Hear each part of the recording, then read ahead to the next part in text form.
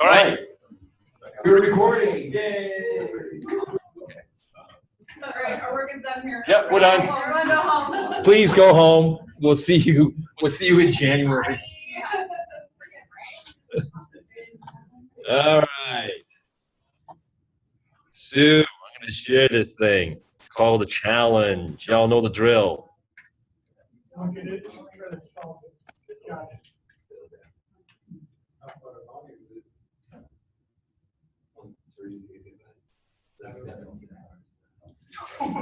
All right, so you are all going to read through this and act as the interpreter, find all the mistakes in this code, and write down the correct syntax for each mistake.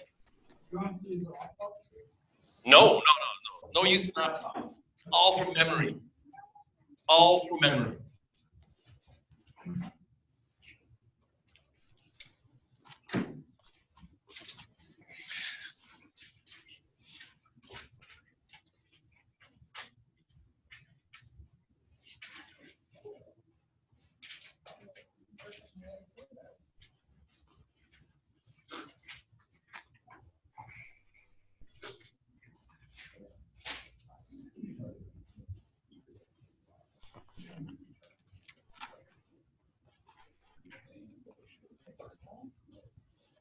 There's a reason why we're doing this.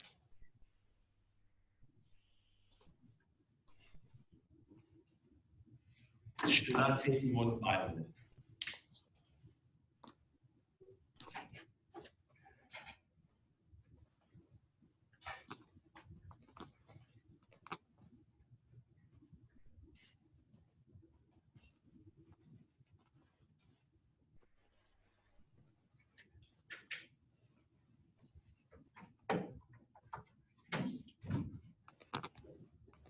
If you don't have a piece of paper or a mini whiteboard, you are doing it wrong. I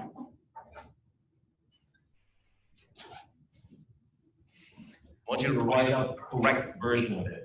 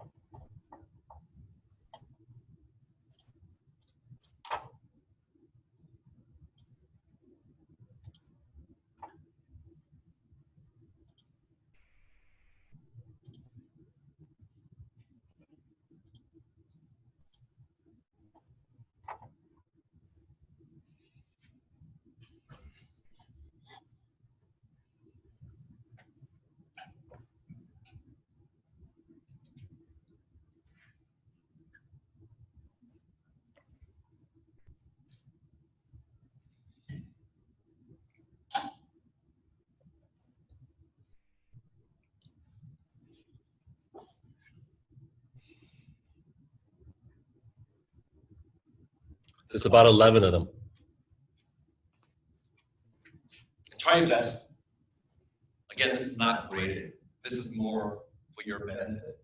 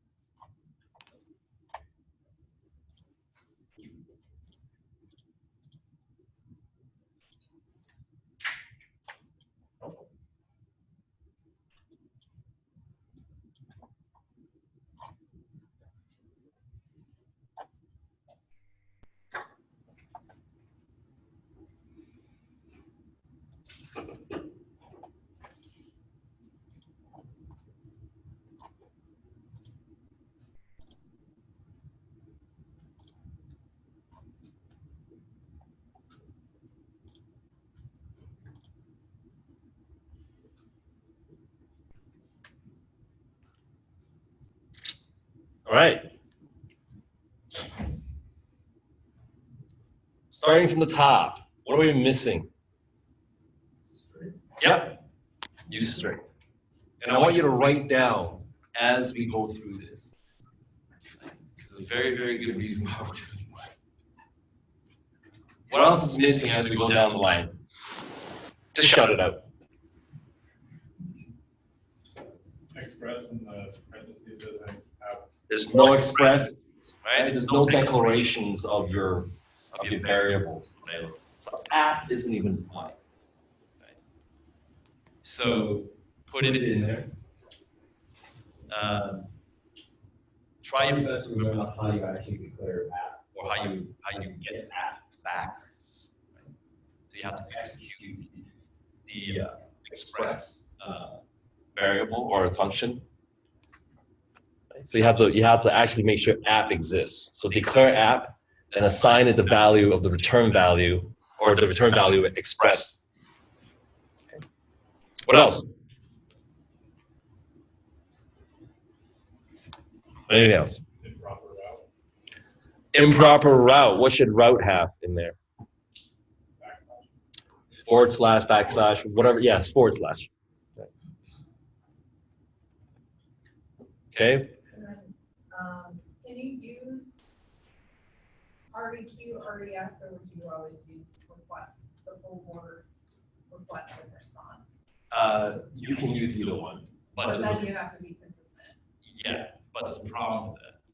You can't use the colon because you've already declared a number literal, so you need actually use an assignment, right? Where is that? For user input on name, you just say colon for what username because you say assign. You assign an operator there. Right here. No, Underneath that, you're assigning the. you use that. I wasn't sure if you use that. Yeah, there's something wrong with that. Something smelly about that. First of all, the const. Right? Yeah, I'll that question on that too. Then you can declare an array and then change the length and the contents of the array. Can you do the same projects or does it need to be assigned? Yeah, you can't do that. You can't declare it as a const. Right? And So also there's not another. brackets. What's that? Oh, we're jumping around, but Yeah. the array, the const user info equals needs to be square brackets. Yeah, if you're accessing it as a if you're accessing it as an array, but if you're using it as an object, then Oh, got it. I feel like you want to turn that whole thing into a perspective function. possible, right? Possible. So bottom line is, there's a bunch of errors in here, right? That most of you might think like 7 or 8 of them. However, we're going to actually turn this into an actual server. Okay, so this is actually simple as well, right? And there's a few other things wrong with this. However, but what we're going to do now is extend this exercise as well, and you actually can go on a computer, right, and define this route, and find out all the issues associated with it to actually get a listing port of 3000 in a localhost server environment, right? So with this starter code, grab it, copy it. I want you, number one, create a new application. It does not need to be a GitHub repo, okay? But it does need to be an NPM project. Okay? As much as you can, create this new project without looking at the previous one, right? As much as you can. If you need to peek at something from before, do so, right? But as much as you can, create a server that serves out this route, sends a file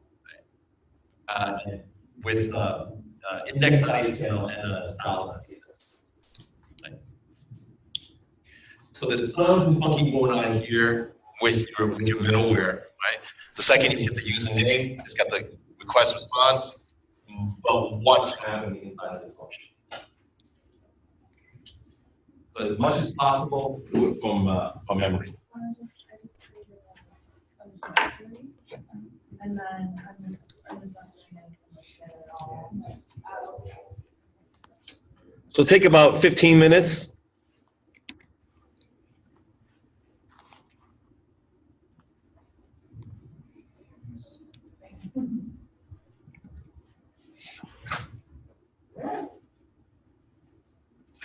I'm just gonna write it out.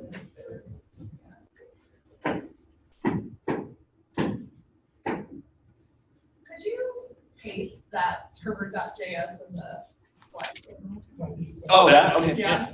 Sure. I know. I'll put it in references. I'm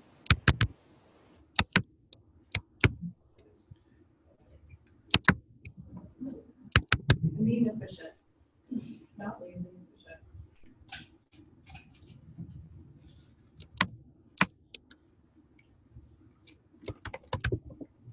I don't want to get anything on my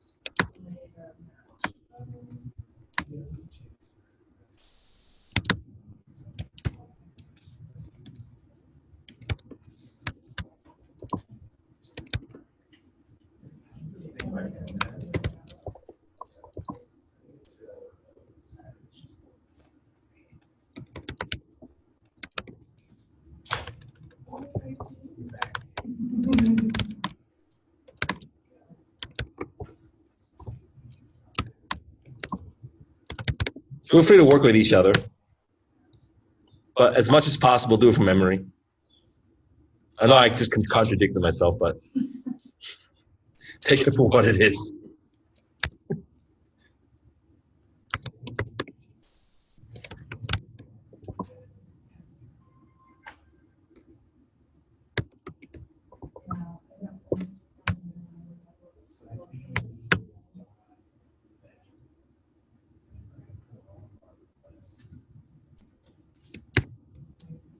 I'm used to this.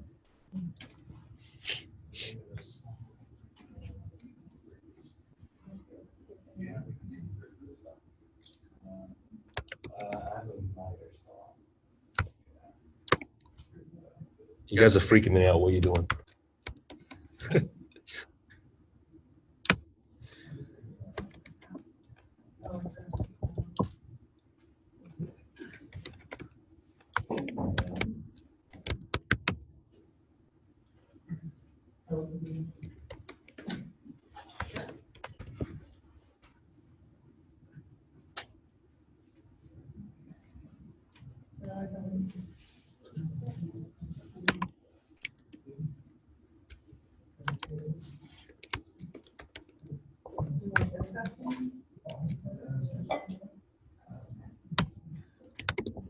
So here we broke it out.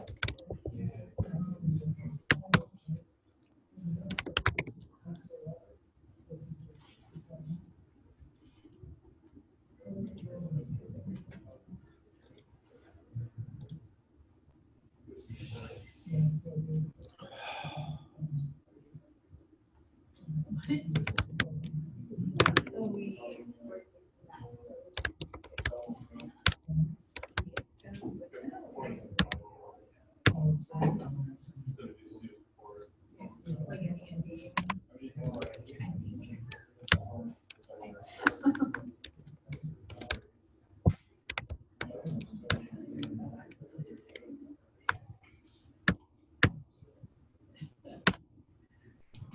I'm looking at my portfolio, because that one was pretty cool.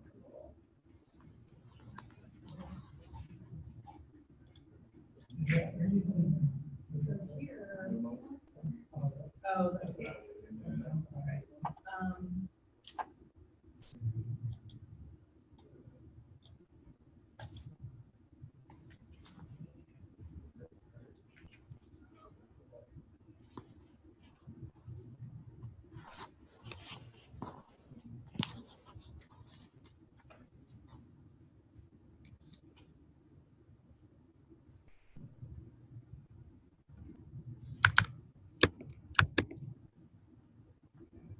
So he did 4.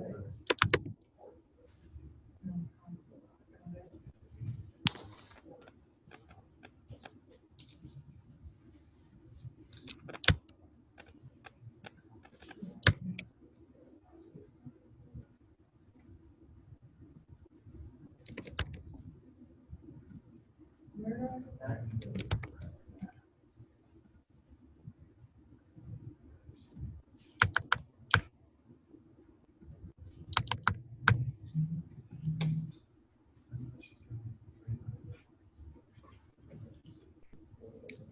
Oh, I need like my package.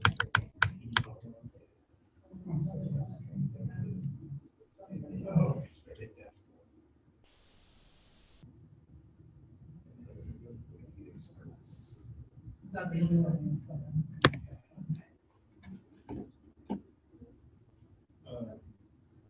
So the professional one,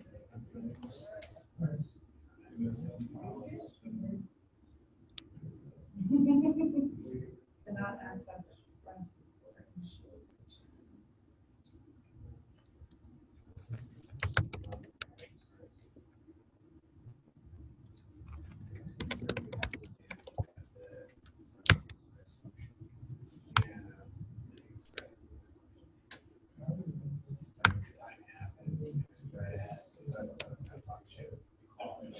Yeah, we had that. Here's the massive contact express.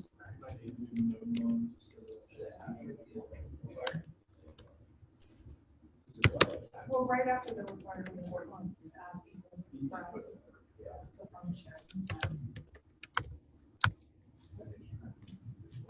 It cannot access express before additional.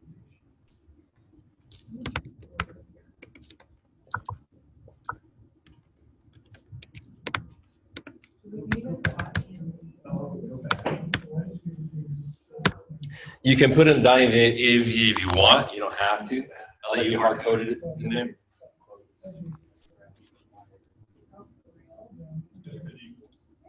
Look at that. Yeah, it's just express. There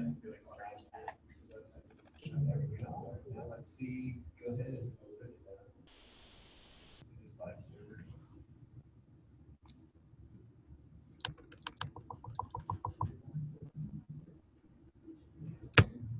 Oh, no, we just have to go to mobile.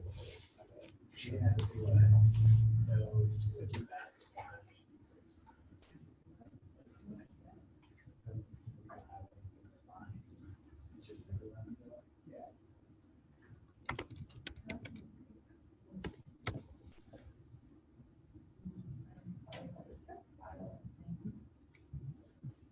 So we don't have anything. It's trying to send index. File, we don't have index inside. I'm checking. Is it just 10? I thought it was just 10. Don't assume anything. Look it up. I'm looking it up. Okay. look at example that I said. Look it up in terms of look up on the internet. Yeah. Like for instance, the exact verbiage or the exact syntax for send file, whatever. Start getting used to that.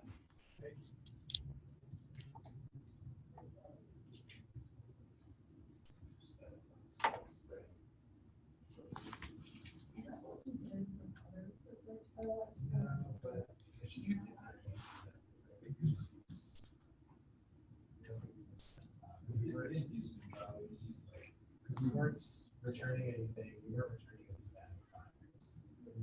Gotcha. In this case, we want to return those static files.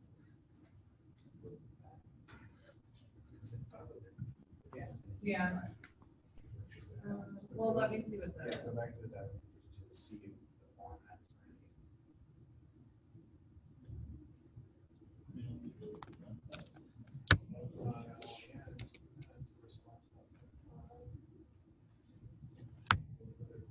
Oh, wait a second. Oh, no, I did change it to response. Yeah. Let me see. Save the file.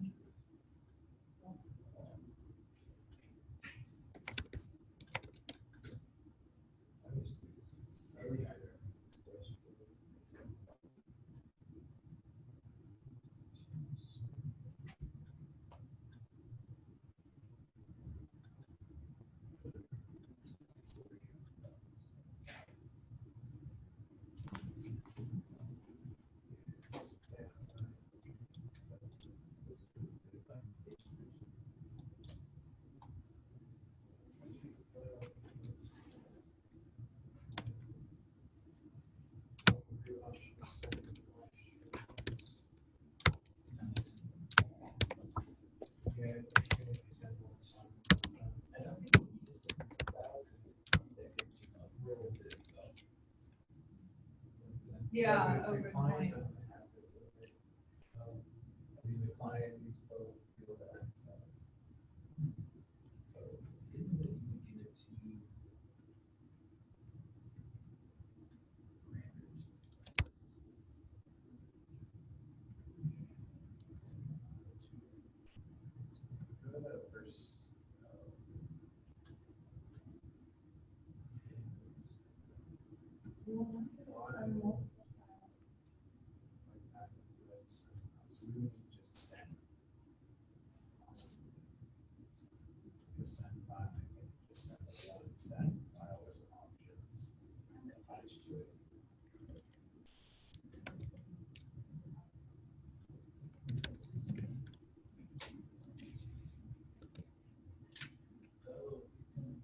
Oh, let me see that.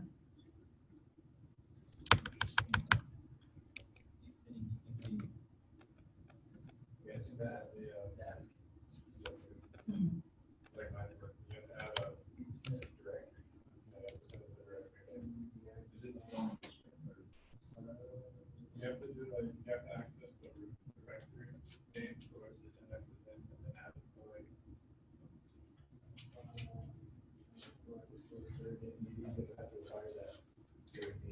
Yeah.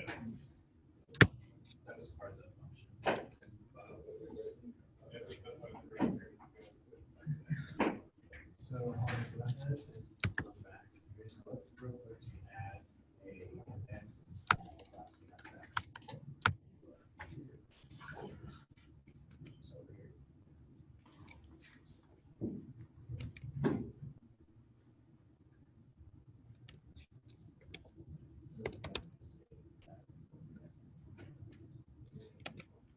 So that's the root.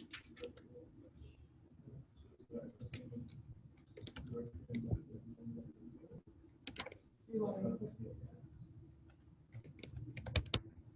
We can add it in.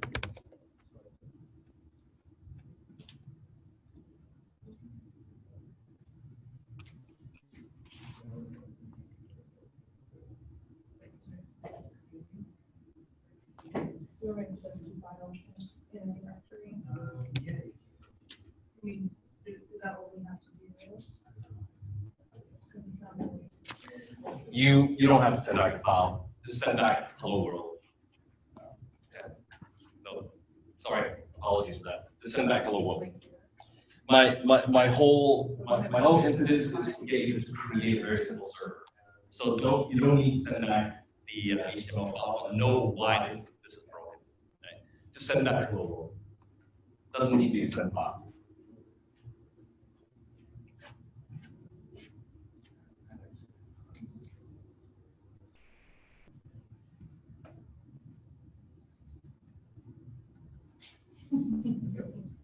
Yep. Cool. Yeah. Oops. It's not doing anything. What is it doing? Yeah, we don't really have it on the well, I guess we Well, like. Where do we get the data?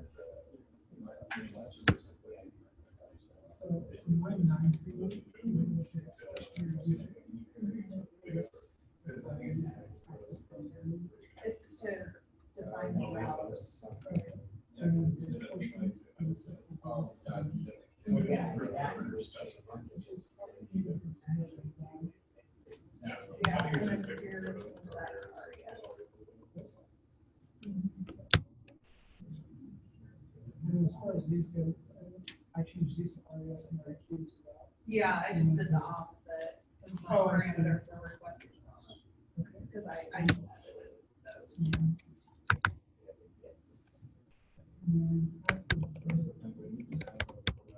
Oh, and here we put, we don't have to reference the dates, we don't even have one. So I get it right. Yeah, like whatever they type in after addition.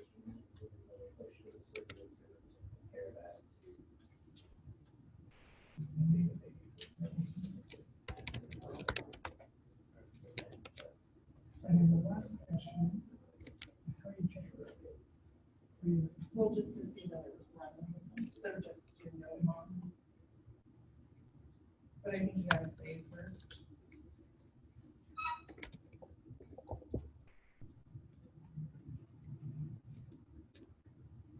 Is it running? All right, I call it success if you have one route created that says that hello world back. Or says yellow, that- This is not again. This is not graded. Why am I doing this? This is completely ad hoc exercise I just created based off of one exercise. Completely ad hoc. What am I doing? Exactly. Practice building through. So, I'm gonna tear this down and I'm gonna do it again. Right? Let's tear this down. We're gonna create a brand new server again. A brand new NPM project.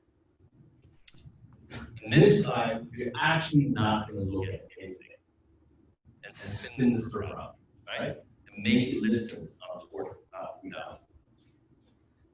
I don't care about any of this. I want you to create a server that's listening on port 3000 that has two routes, right? One of the routes, right, will be, let's just say, hello Nathan. And the second route is going to be hello Doug. And the callback function that it's going to execute is to send back something, hello Doug, hello Nathan. I don't care where you put it, right? So two routes, send back two messages. When the user comes in, / hello Nathan, it'll send back hello Nathan or hello Doug, I don't care. And then the second route, the other person's name, right? Same exact thing we're doing, but you're going to do this without looking. Forget this now. So create another server, npm init. So this is super simple. Yeah, so I would just. If you do not have a sandbox, you should have a sandbox. Tear this down and restart the server again. What that means is npm init, npm install, you need .env, cores, what else? Express. Have an env file in this time, right? Let's do it. It's okay if you don't get it. This is the process we want to go through to understand how easy it is to spin up a server and just how much you need to do this.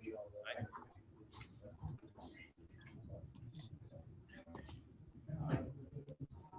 Be right back. How many said we want to do the .env? Yes. Do .env. I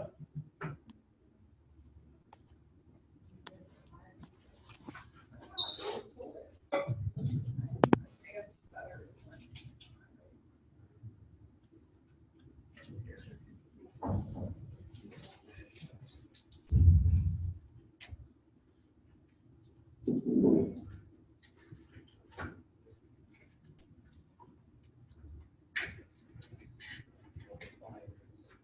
Is it required or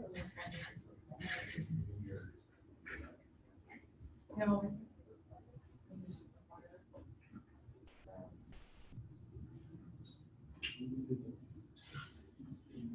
It's just required.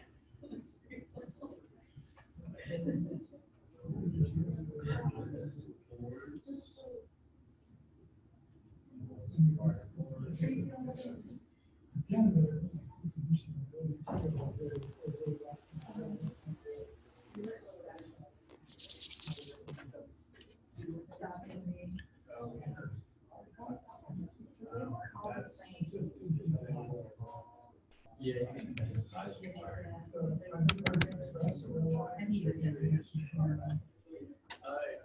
do you do like comps? Just one of the separate lines required that. I couldn't remember why that was different. Next week, we're actually going to 5 panel on a Tuesday or Wednesday. Yeah, but this Friday is this one. No, it's just one of those. Well, you know what, I can ask if there's anybody that doesn't have to attend. Yeah, I mean, it actually doesn't matter if it's programmed, if they're even in product or, you know, project. And then, yeah. Thanks.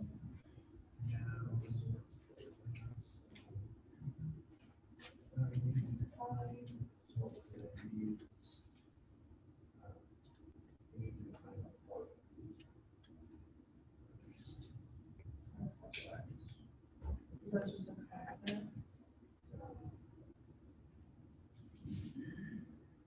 It's just like a constant. Yeah, concept 40. We're gonna have.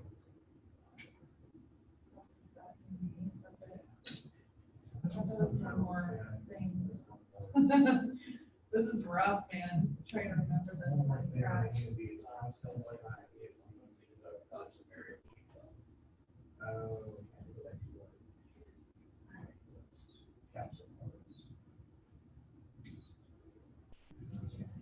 let's just go ahead and just kind of.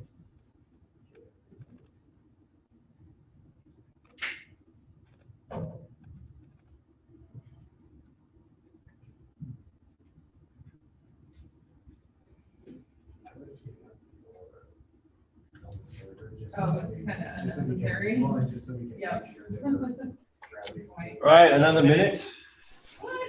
I know, right? It's not fair. Okay. But this is just getting you started. I want you to have a few tries at it, and then on your own, spin up, just give yourself an exercise, spin up a simple server with a couple of reps. It'll force you to understand why you're doing what you're doing.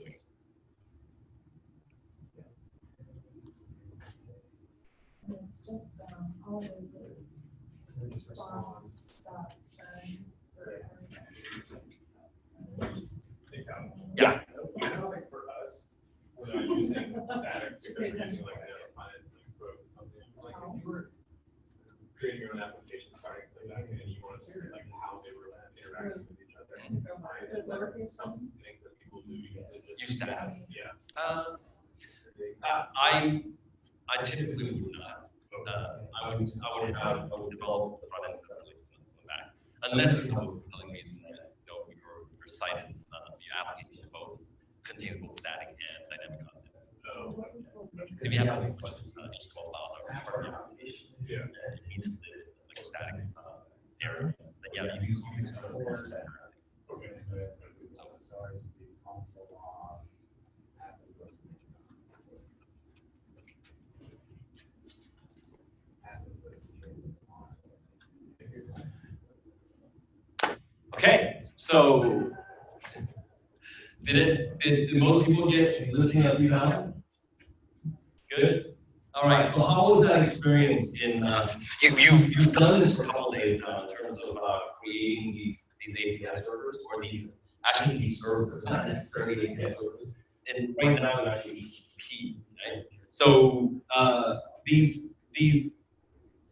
servers actually quickly become API servers because you don't necessarily have to serve out web pages or an HTML full-blown application with pages linking to each other.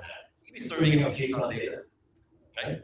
So that's what we've been doing the past couple of days, and hopefully you're starting to maybe understand that this is actually fairly straightforward using Express, using Node to spin up these servers to serve out these routes, right? A route is nothing more than a user being able to type in your web address with a /, right? When that / comes into being and matches one of these guys, then a callback function runs, just like an event handler. Okay. So hopefully that was useful. We're going to jump straight into, by the way, you're warmed up, it's 40 minutes, right? So we're going to jump into challenges. We're not going to spend a heck of a time on it because there's a huge topic they call SQL, right? So we'll take a look at the challenges. In fact, I'm going to give you the solution to the challenges.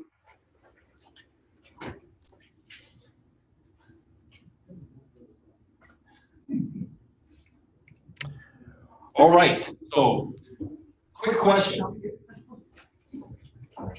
Did anyone have issues with this challenge? This was, in my mind, fairly straightforward. There wasn't any tricks to it. And Matt is just a pleasure to work with. Hopefully you found that too, all right?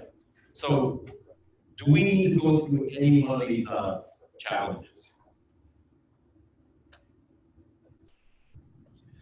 You know, after I set that up, I was like, okay, maybe people are reluctant to actually say that they have had an issue with one of the challenges. Just forget I said that. Do we want to look at any of these challenges? So everyone got every single challenge, right? If Nate would read it right now, everyone got 5 out of 5 or 6 out of 6. I just haven't done number 7 yet. Oh, okay. Okay, cool. What's number 7? Maybe we can do it together. Stuff about Snorlax. Oh, Pokemon. Yeah. Snorlax is so cute. Okay, so this is Snorlax abilities, right? Look at that. Snorlax has all these abilities. And number 7, it says use the Snorlax data below for this challenge. Write a function named extract stats that, given an array of stats, uses map to return an array of objects containing. Oh wait, why can't I move over there? Oh, there we go. Containing the stat name and total. Okay, so it's returning an object, right? The total should be sum of the effort and base stat. Okay. Here's an example: name, speed, total 35. Right? So Snorlax stats, name, right? So what we want is to loop through this, right? Using my map. It looks like an object though, so there might be something that needs to be done with it. Oh no, it isn't. It's an array inside. Wait. Oh yeah, look at that. Okay, so super important, right? When we're actually looking at our data that we're gonna go access, always look at the structure. What data structure are you actually looking at? This looks like an object, but within the object there are properties that have arrays, and within those arrays there are other objects, right? So knowing that, okay. So they declare extract stats as a function, right? So it's a function, array function, passing in the array object or the array declared up top. Right? And then it says array.map. Take each item in there, and for each item, remember, what does map do? Does map change anything on the number of items in that array? No, it just mutates it in place, right?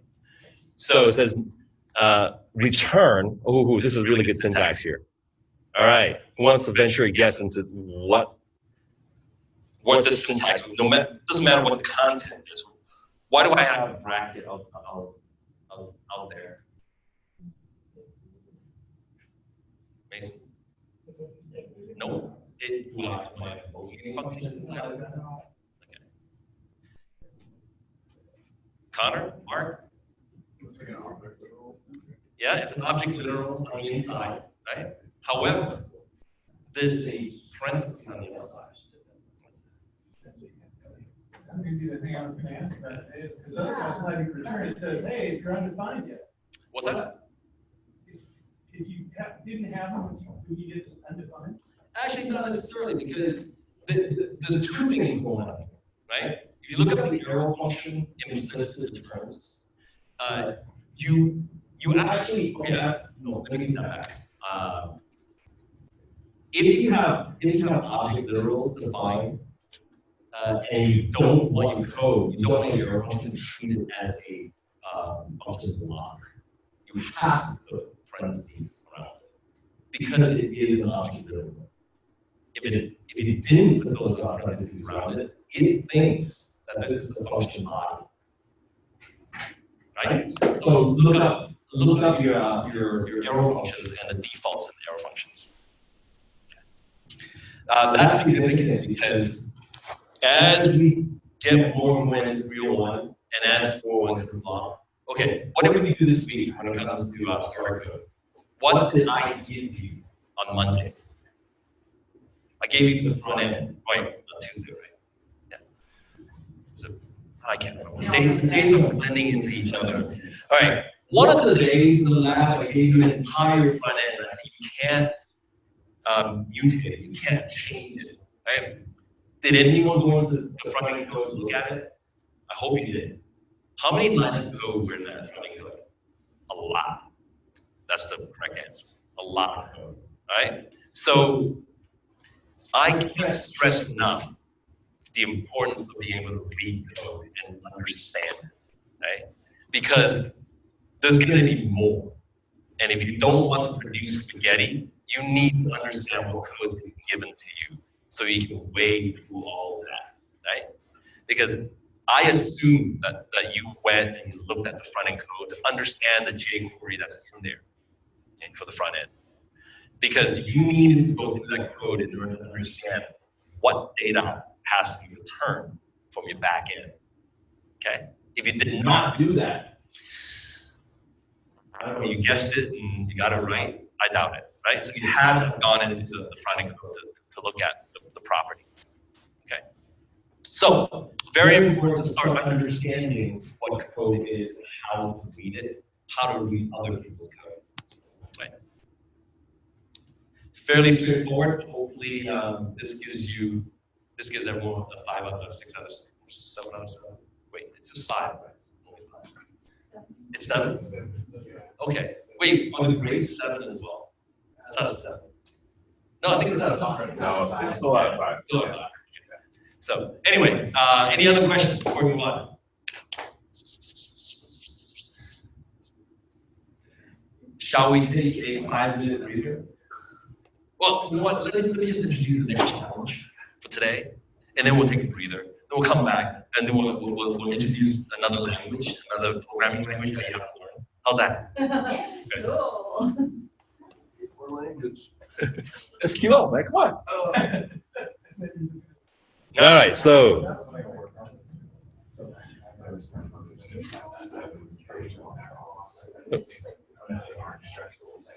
Yeah.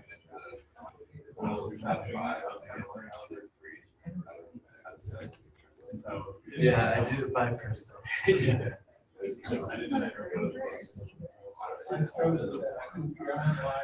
Well, I've seen separate like programs.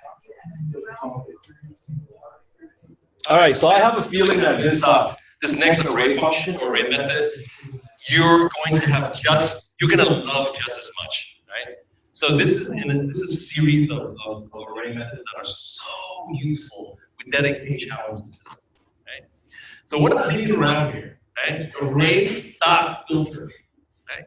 Array.filter is actually a really, really great method, but it's super similar to array.math. Okay? So, is this similar? Is there a typo in there? The first one. Oh my goodness. Those fellows. Fix your typos. So, anyway, the array.filter returns, right, an array with the items that match your callback function, whatever criteria you build into your callback function. Okay? I encourage you to read this, as well as at the end. This is just as pleasurable to work with as .math. So let's take a break, come back to a new language. The third one is reduce. Yeah.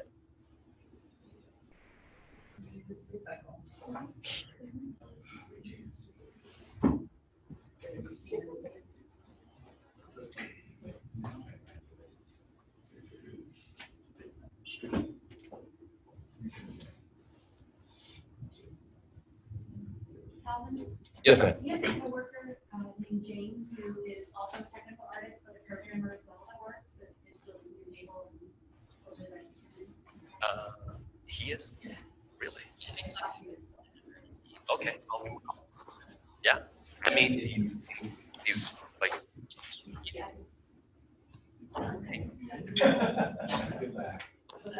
One second. I'll give him a call.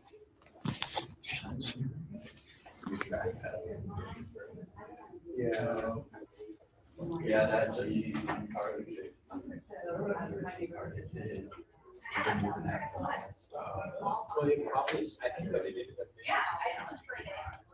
no, I tried now.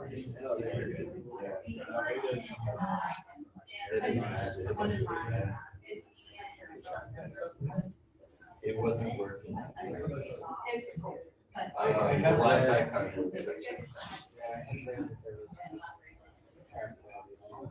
Yeah. So it wasn't very well.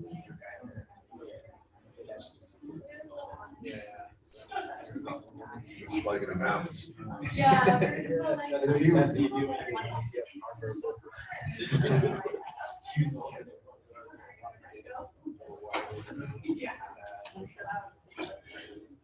I have a really hard time.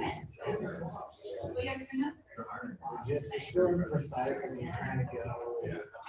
Really, I should just learn about keyboard. Yeah, I think it's- Just sort of. That's what I did. Yeah, but if you're in there in your code trying to like go back and get specific things. Yeah. Yeah, sure. Now I gotta look it up. Yeah. And if you're typing out code. Like,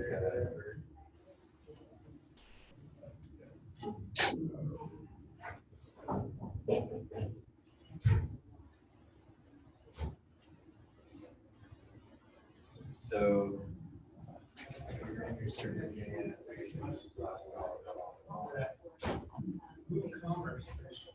Oh, how was that? Yeah. Yeah,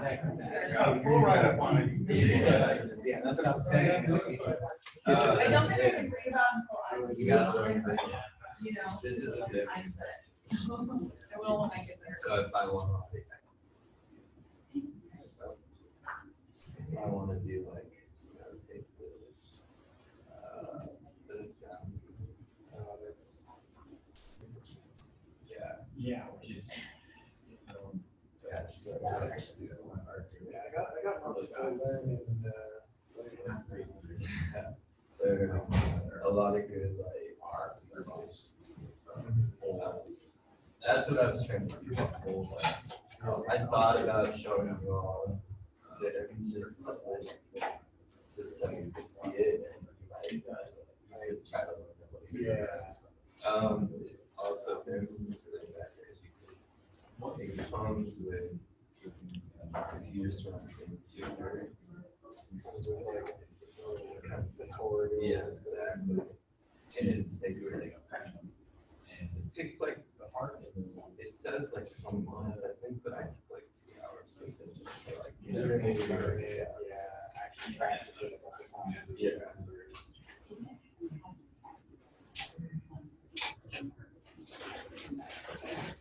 And then,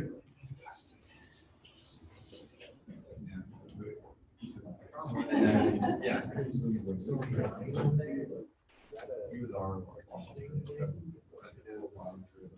What's that? I've used it before. Like if you really want, I don't think it's Microsoft. Yeah. I tried to get it to run I've heard Adobe it's. programs and I couldn't get it to work. That was a long time ago, but. I mean, I have a desktop with Windows, so I think it's getting better and better. Like, yeah, the last time I used it was like 4 years ago, so it's not great. Yeah, I'm sure it's so good. But yeah, I mean with like.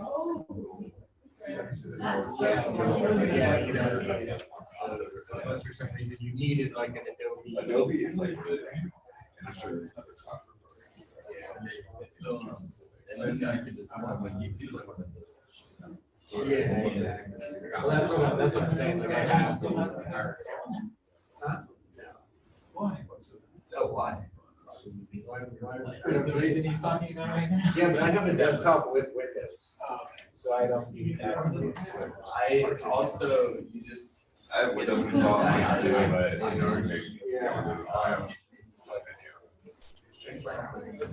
don't have like the dual stuff. I tried to do that when I set it up. That I'm not worried, since there's nothing on there that's. Yeah, I'm kind of afraid that like,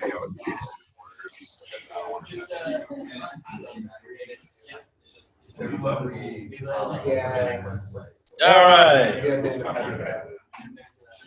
Even though it's with Windows 10. Really? And it's like a Windows virtual machine. Oh, that's cool. No, it's because I know you used to, there'd be like a key printed on a tag or something.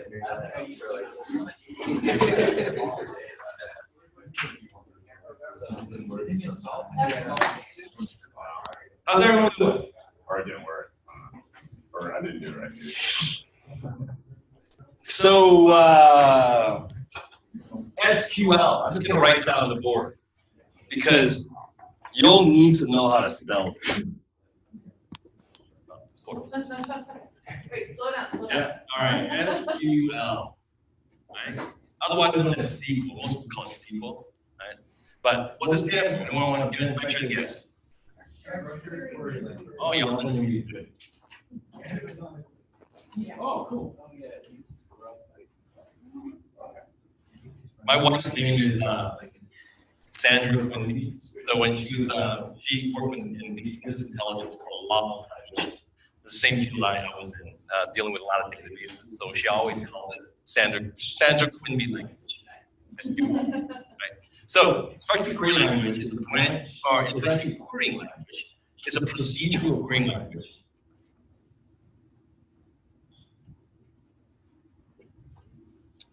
Meaning that things like event-driven architecture, objects, arrays, don't really exist. Those concepts don't really exist.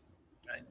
So, oh, and by the way, now you know HTML, CSS, JavaScript, and make no mistake, do know JavaScript. Right? And now you know SQL. Well, you will. Yeah, you already know SQL. You can know how to spell it. Come on. So you put that on your resume now? What's that? Now you put it on my resume now. Yeah, there you go. Right? As long as you can spell it, you're done. Yeah. Right? There you go. Go for it. I know acronyms. Exactly. I know acronyms really well. So SQL is a procedural language that actually gives you the ability to query something called a relational database. Now, I'm not going to pretend to understand all the mathematics behind it, but relational databases are based on a branch of math called relational math. What's that? Is it really that complicated? I have no idea. I haven't actually really looked into it. Now, what I do know is this. What relational DBs give you the ability to do is to query sets of data. Very structured sets of data. Okay? So, I dropped two boxes. I love boxes. Right? What's going on, guys? Say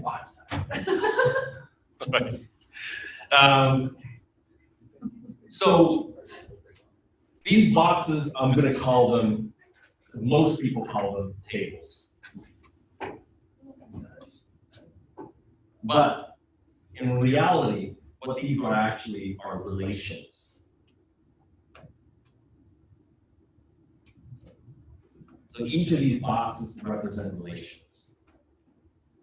And the relation or table can transition to the more common term for them, which are tables.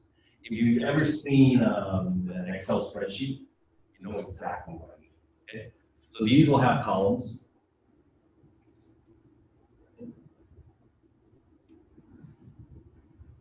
And they will have, say, name, age, occupation, and let's say an ID.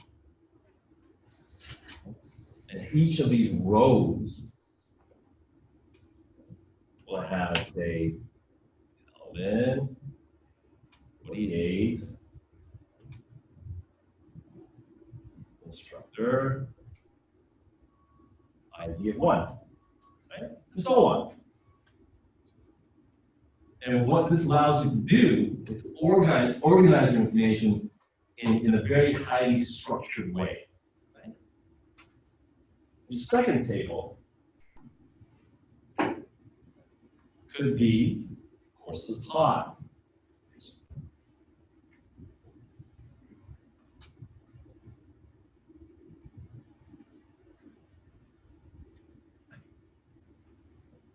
And this course taught could be, let's say, JS. I just click courses.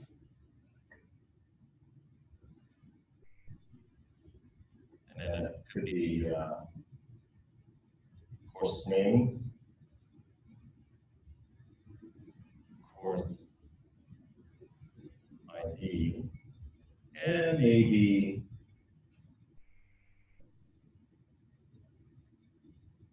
instructor ID, right? So depending on what course I have, the course ID, and the instructor associated with it, you can see this is a very simplified version of what the message I'm trying to convey to you. So don't actually plug this into your SQL because it may not actually work out, right? So you got an instructor, you got a course name, course ID, and you got a whole bunch of courses that are available to you, and your instructor, whoever's here, this name table or people table could be associated with each one of those.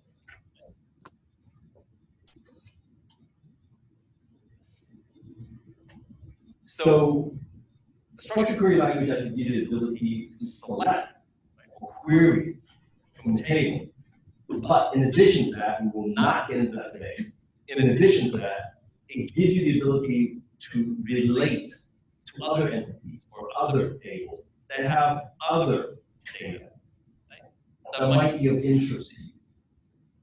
So in this case, it might be that you have a table of names, right, a table of courses, and they're related together somehow to determine what courses how to teach. Right? That's all we'll go today. So in your homework or in your SQL homework, you probably did some select statements. You selected or queried a table. Did they do any joins at all? No, we did join, but we did conditionals and added products. Oh, okay. So you did like a word clause in here. Okay, so that's perfect. Right? So let's just leave this. I don't want to get too complicated, right? So in order to select or query from this table, you've seen, right, that you can do select, splat, from, right, people, right? And then this gives you everything out of here. So if there's 1,000 rows in here, 1,000 rows, then you can get back 1,000 rows. This comes back, right? But what if you put a where clause in there, where the same name is equal to Calvin? How many do you get back? Well, depending on whether or not you have first name and last name, right? If you just specify the first name, what is it going to do? Well, let's say there's 3 columns in here. Does it come back to 3 rows? 3 rows of data comes back. Okay. So we talked about relations, and this word is actually used in Postgres to designate, to identify that something is a table. Right? There's 2 other terminology words that people interchange in SQL, and the other one is tuple. A tuple is essentially a row. Right? And then what's the other one? Attribute is a column. So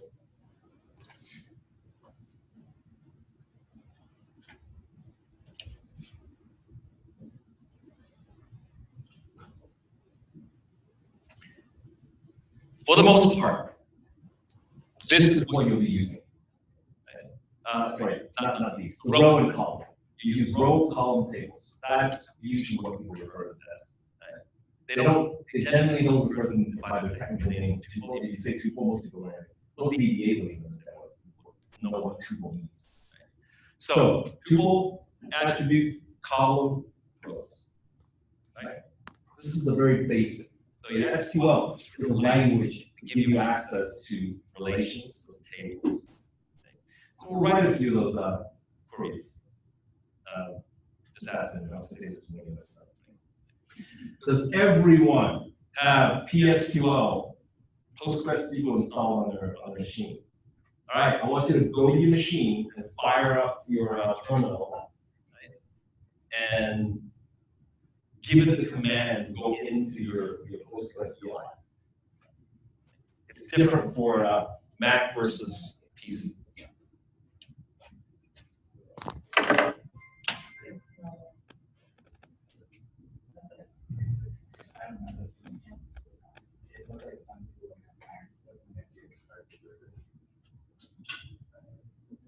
All right, I'm going to show you a cheat sheet here. Here's the cheat sheet. Okay. If you're using Mac, once you install it, it actually writes the script for you to start up your service. But if you find that your Postgres is starting yet, just type in the root service start Postgres. The service is an application that runs in the background. Yeah, it should just give you your hash if it's running, right? It like says that. It'll give you your CLI. You gave me the Postgres version. And then, Oh yeah. So to get into it, you simply type in their PSQL.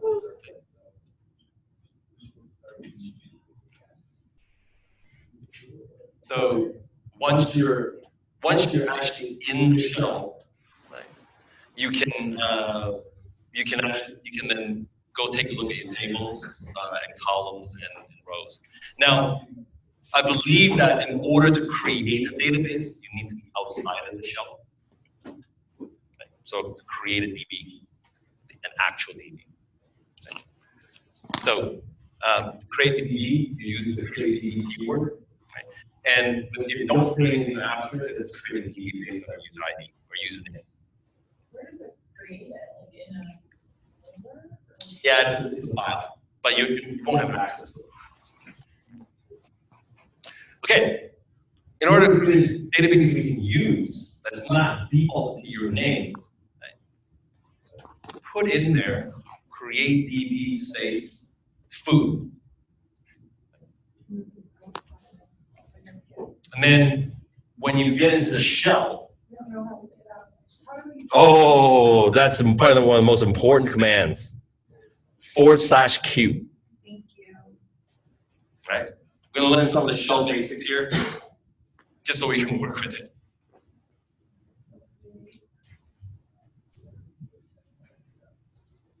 Where is it? Can you come on for a second? I got a little problem. Yeah. I'm just going to write this on a board, because we're going to navigate away from this in just a second. kind of a, it's going to be kind of a working session here. Right. All right, so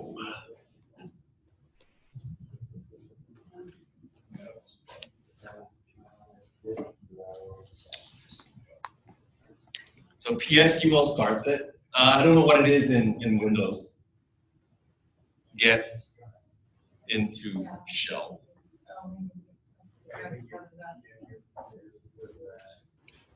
/q quit shell /l list dbs. Oops. In Postgres.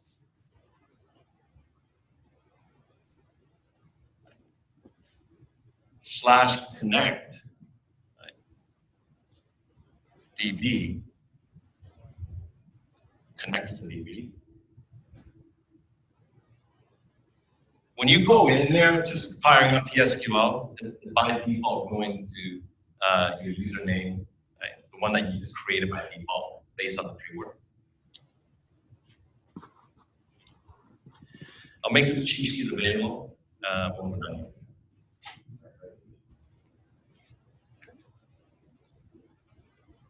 So we're all going to create something called foo, right? So get out of your shell. So quit your shell. And then what you're going to do is execute create db and space foo. And that should create a database for you called foo.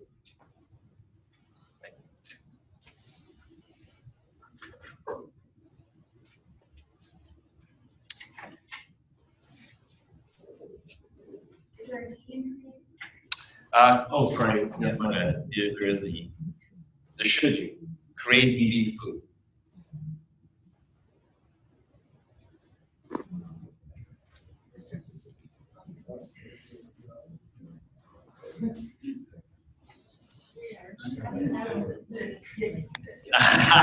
Good one. So once it's created, okay, does it play back create DB for you? Oh, it does? What's it say? At all? Oh, okay, well, let's check it out. So we'll go PSQL. If you execute PSQL space foo, you should get a hash that says foo.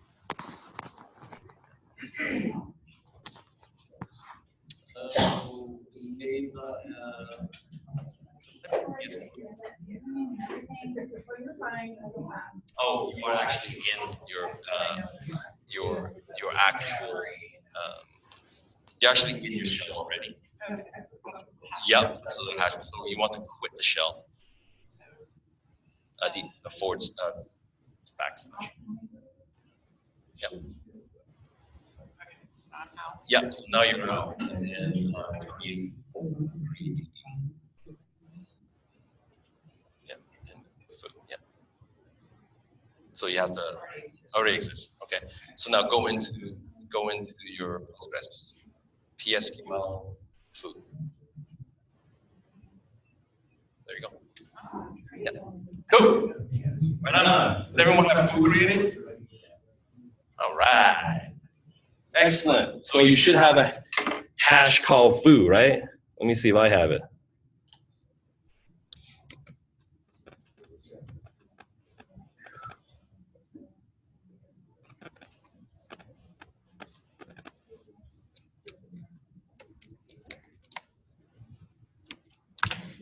Oh, if you want to clear, is Control L, right?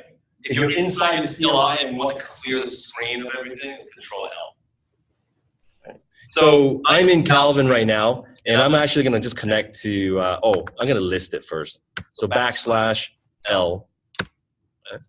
These are the databases I have available for me to look at.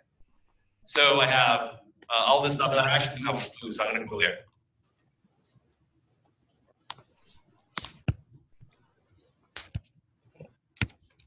So I'm going to connect to foo. Okay. And then \DT gives you all the tables or relations that are in there. So \TD or DT, I should say, list tables in DB. Right? So now, So for us, they did not find any relation. correct. So you need to actually create. Yeah. So you need to create something.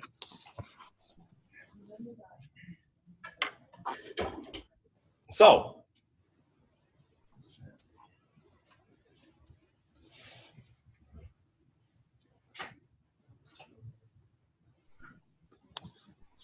what we can do is we can actually create a table if we want. Right?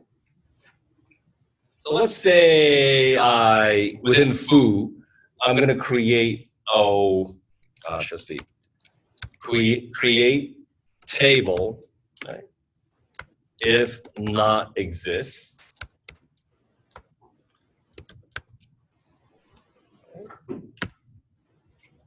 Users, and I'm going to put in there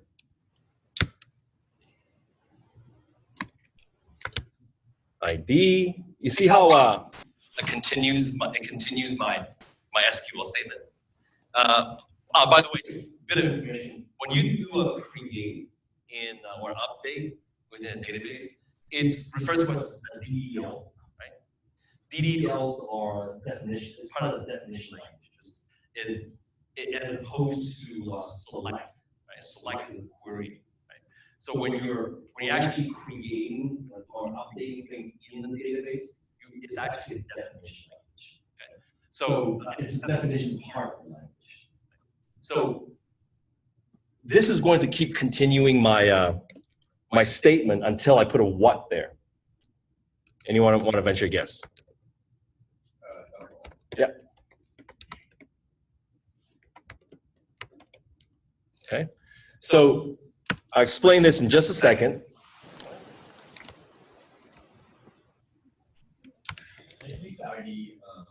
Is serial the equivalent of the auto increment? Yes, it is the auto. That's exactly what I was going to say.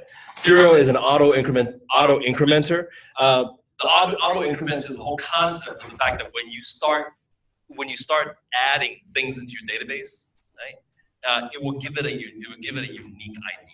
Okay? And we'll see why unique ID is actually so important a little bit later on. Right? It lends one of the things that it does is lends unique to rows and to your tuples. Right? So we're going to defining what the table looks like right now with attributes. And so the first name is going to be a varchar, which means that it is a variable character, variable length character, and we'll give it a 256 length possible. Right? And the not null at the end says that it cannot be null. It's got to have something in there. Okay? If you're going to insert a record, you must have something in there. Likewise, 256. These are very, very opinionated. Right? In this way, it's very unlike JavaScript. I'm also going to persist an SSN in there. And this is going to be an integer data type. And you notice that as I define each one of these attributes, I must give it an a data type so that the database understands and knows what to expect and knows exactly how much memory to allocate to this particular field. Right? So integer, not null. And then I'm just going to put in something called a ninja status. It's going to be a Boolean, not null. And then biography.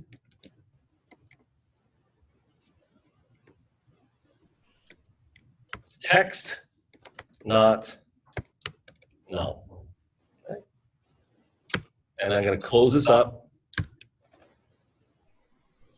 And the second I put semicolon, it's the moment of truth. Okay? So you should get back create table. If you do not get back create table, it means that you likely forgot the semicolon. Right? In JavaScript, semicolons, SQL, super important. You don't put the semicolon in there, not gonna happen. Right? So now what you should be able to do is /dt, and you should get your table created. Right? It should be in the one table there. Now, let's just say hypothetically. Yeah. Someone dropped them. Yeah. Like, yeah, the same, then you figure out the code in parentheses. But how do I try? Do you have to retype it? Or? You might have to retype it, but what you can do is probably just put in the closing parentheses and then semicolon. We do that as a syntax error. Okay, you might have to retype that. It is not forgiving. No, it's not forgiving. Okay, that actually brings a good point here, right? Why do we work with this thing in this format? Go ahead. Oh, hit the up arrow and then find your error and hit enter. Oh, good one. Because the up arrow will just put everything you just typed in there. Yeah, it's like a memory of the history, right? It's like that in your. My error was that I had a comma on biography text not null. I put a comma at the end, and that was enough for it to give me a syntax error because it's the last one listed. So didn't want a comma there. Anyway, no, thank you. Excellent. All right. So why do we want to go work with the CLI? If we can execute SQL statements from our JavaScript code, why do we bother going to the database to work with it? Yeah, but if we update it and we do all sorts of things on the front end, why do we even have access to this and to this format? The answer is simply it's independent. And what does independence of tool actually give you the ability to do? Debug, right? If you want to actually say, okay, my JavaScript code should execute a SQL query that says select name from food or from users. Wait a minute, what table do I have? Okay, users. Select star from or select the name from users where first name equals count. Okay? And I'm supposed to get data back when I execute the statement from JavaScript, but it's not working. I mean, that never happens, right? It never happens that JavaScript stops working. Never. But let's just say it does.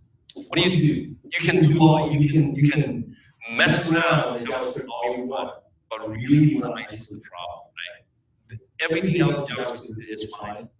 There's something maybe amiss with that SQL statement. Maybe you forgot to code, right? So you come here, you isolate the problem, and you go to the source itself, where you're actually putting your data in and extracting the data out, and you figure out what's wrong with it. It's a great tool to diagnose problems related to the database. Right? It is a database. Now, I usually don't say this, but if you want to, you know what? Maybe I'll just make it happen. You can actually go out there and find the tools, graphical user interfaces for PostgreSQL, and see and execute these people in a graphical user interface. But I would say learn how to use the CLI, right, before you do so. You're going to find it anyway because someone in here, one of you smart people are going to go, man, I wish it was a GUI for this. And you go out and find a package, and then you run it, and you're like, oh, this is awesome. Right? Feel free to do that, but learn how to use the backend as well. Learn how to use the CLI.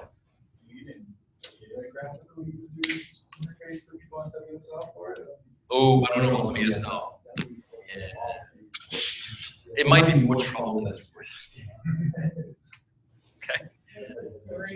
All right, so let's Why don't we do a couple of things like inserting data? Ooh. Ooh, let's work with records, okay? So I'm going to insert into users, right? First name, last name, SSN, Ninja, status, biography,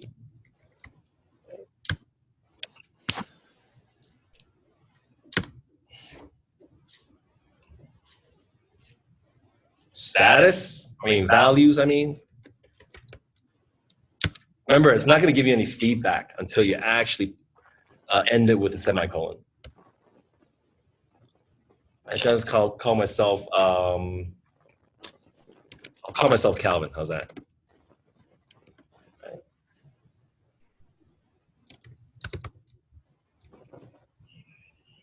SSN is going to 1, 2, 3, 4, 5, 6, 7, 8, 9, 0, right? True, I am a ninja. Okay. Is it required to be? For the Boolean, I believe so. Okay. Notice there's no quotations around it. And then notes. Calvin is really tired. Okay. And is that required to be double quotes for some reason? It is required to be double quotes. So then you need to change Calvin. Yes, I do.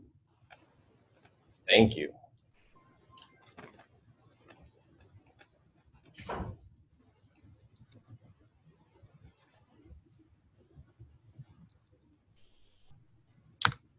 I actually have a feeling it can be both, but that's just my feeling.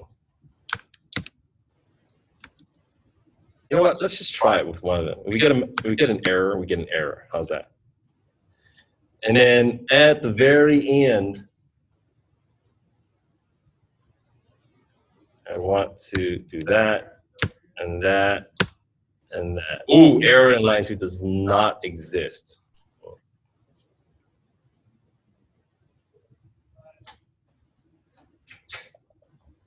Values. I wonder why. Because we're not inserting for the ID. Just 1 second. We'll take a look at the attributes and the data definition. It does not like. What is going on with this? Okay, so insert. Hold a second, okay?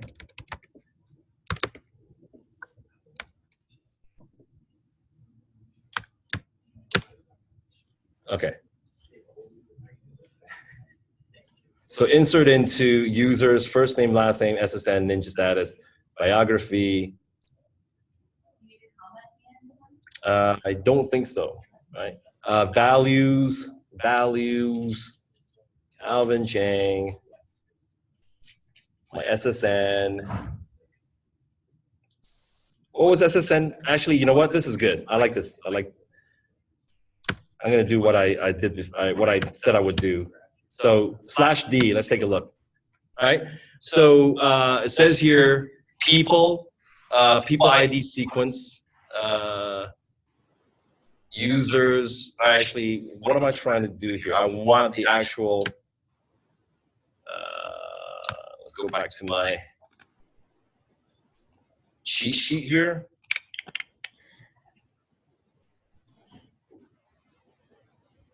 Okay, D.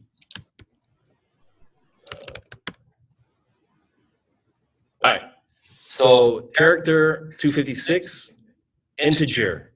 That's the auto-created one. And we have integer again as the SSN. Right? So I actually put in a string, right? So that's not going to be right. It doesn't like that. So Q, let's try this again.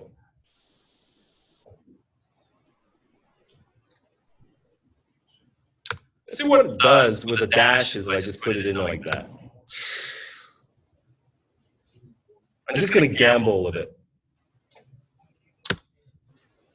All right, doesn't like it. Boo.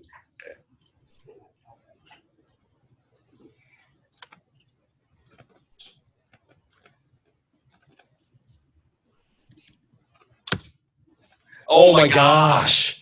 Okay. I'm having an issue here. What is it saying? Error, column Calvin is really tired, does not exist. So I think, what did you say, Connor? I probably need to put in the what? You can put in the first integer. Okay. I think because you're doing serial, you have to probably provide an initial value. Okay, so let's try that. And then maybe the rest of them, like the rest of the rows will be calculated. Let's do it. I like it. Well, let's gamble. Nope. All right, so it doesn't like me for some reason. Insert into users, that's correct. First name, last name, SSN. So that's 1, 2, 3, 4, and 5, right? So 5 values in there. Do I have biography? Does that exist? It's saying that it's trying to insert into a column named Calvin is really tired, and it's not a column, it's putting in values, aren't you? But it's trying to put in a whole attribute. Where it's saying like, you're trying to put something in a column called Calvin is really tired, and so it does not exist. You see that? Yeah, I do see that. All right, let's see. So biography is in there. Like, it is a text. Is it because, Calvin, is it because of the difference between the double quotes and the single quotes, like you have to be consistent? Well, we can try that, but I just tried for all of our strings. Yeah. To use single quotes on all of them, and then when I hit enter, it gave me insert 0, 1. Oh, so it worked. Does that mean it worked? Yeah. So you can query it, select star from it. Okay. Wow, apparently it likes to be consistent.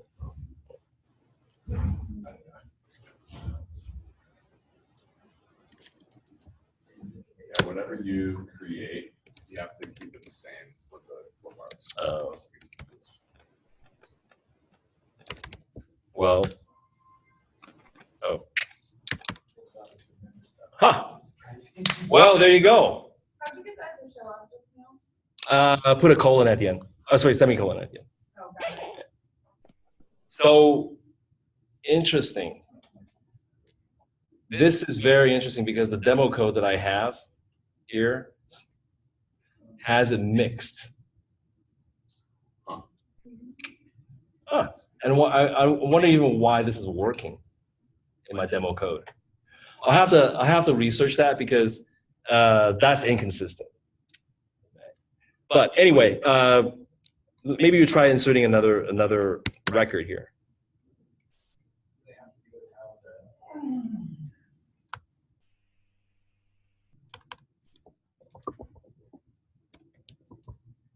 Okay. And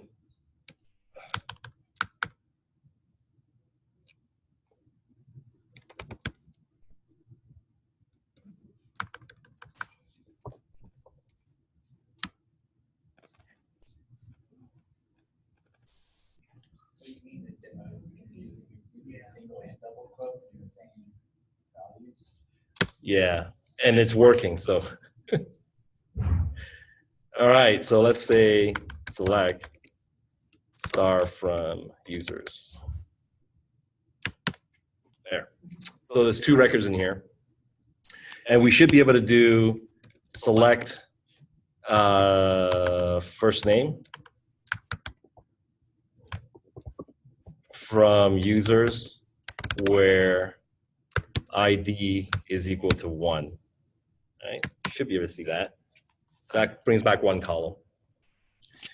We can also say select first name, comma, last name from users and run that. All right. So whatever you learn, actually, in your SQL course, you can actually apply to these single tables. Later on, we'll look at them, multiple tables and how to connect them together with join statements and where clauses. Right. So you can see that it's working with the CLI is not the most friendly thing in the world to use, but it's kind of a necessary evil when you're dealing with databases. When we finish with 301 in this block, we take PostgreSQL and we put it aside. Right? In 401, we get into what's called NoSQL. Right? So, which is actually, this is a really, really good time to talk about the difference between relational and why you would use relational versus, say, NoSQL. Does everyone from their reading remember what NoSQL stands for?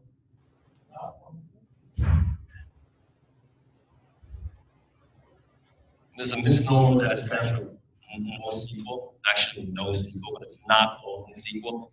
SQL is relational, and it's super good at queries that people ask without a known and seemingly known answer, or any transaction that you want to insert into the database to be able to keep track of. Right?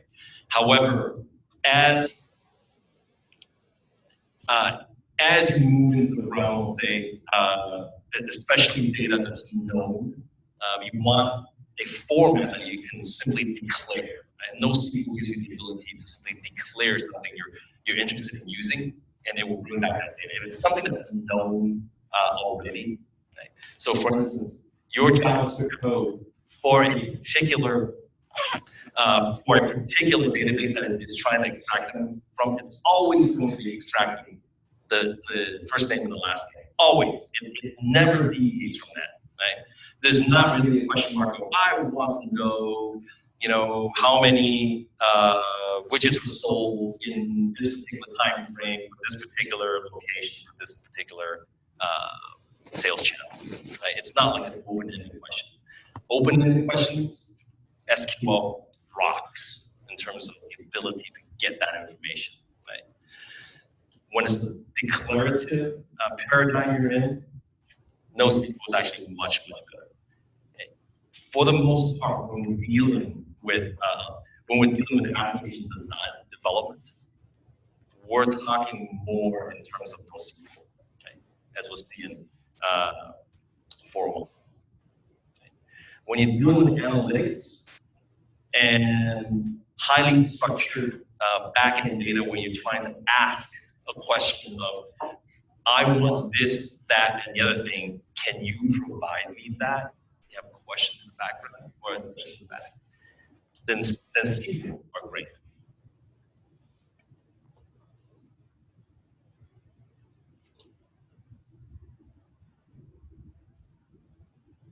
So open-ended questions.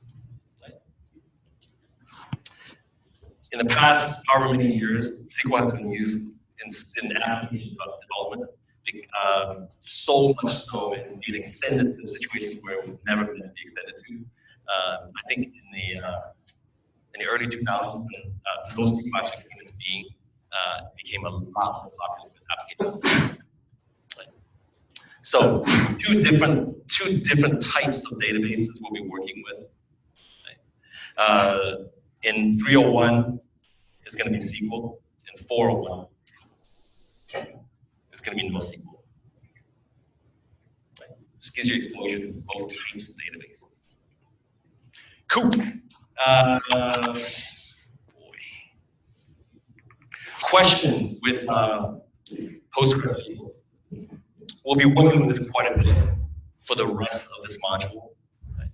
And so having the ability to create and knowing these shortcuts to create your databases and to be able to query the database is really important, because when you debug on JavaScript, you'll be coming back in here to look at it. Right? Any questions? All right, let's do some code. Let's do some JavaScript code. I think this is, in my mind, coming down here is kind of painful, right? So working with it in JavaScript is actually pleasurable, unless you have an issue. Then you have to come in here, and you have to work with this. So let's go back to JavaScript.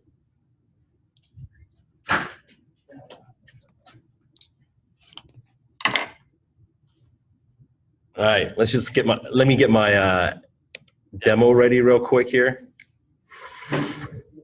Ooh.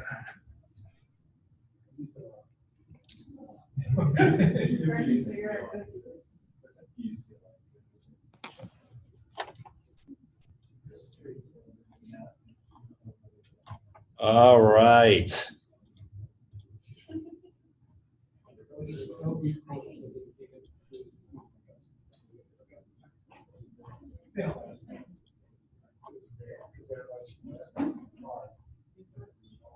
Okay.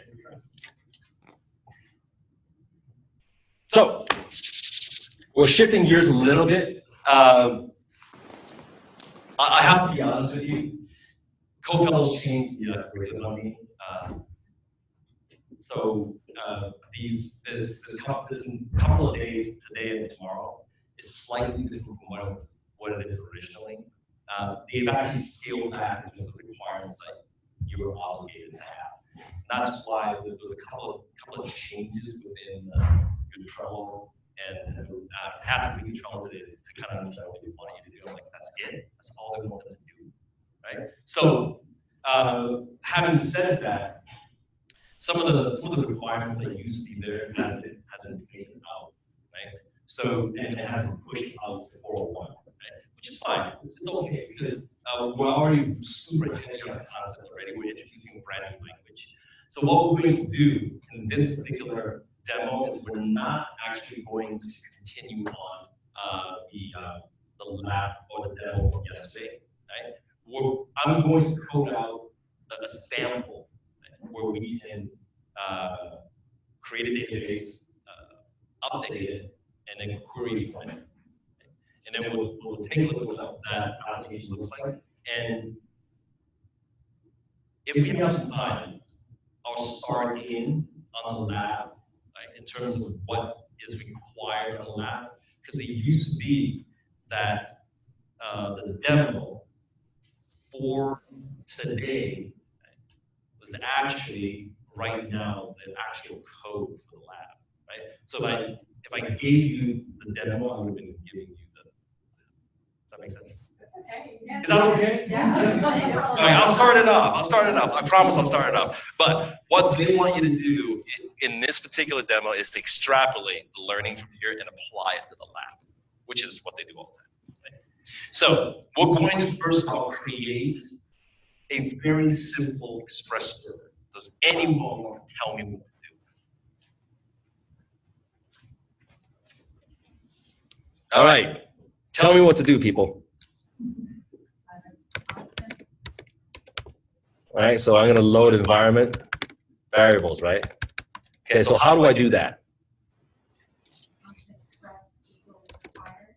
Constant express equals require. Yeah. Express, right? And then for express specifically, we have to then instantiate an app object, right? Okay, so const app is equal to, and then execute or invoke the express function to bring back the app, right? So before that, I'm gonna actually put in here the .env.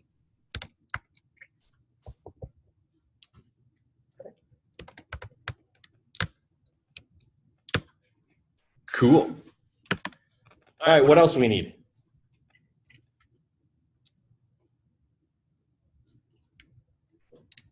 I mean, you need Word and stuff. Yeah, I might as well just put it in there.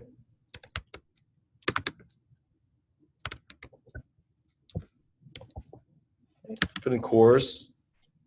And then if we want to put in an environment variable in there, what should I use? Yeah, so port is equal to what? Well, first we need to do the .env dependency, right? I do, yes, absolutely. So within my file here,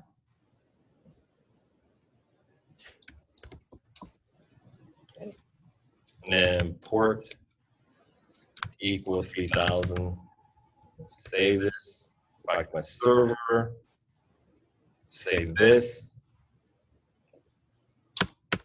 You need to require statements for .env, right? It's up here. Oh, sorry. That's okay. All right, so once I have that, I have my app, and then maybe I'll define some routes.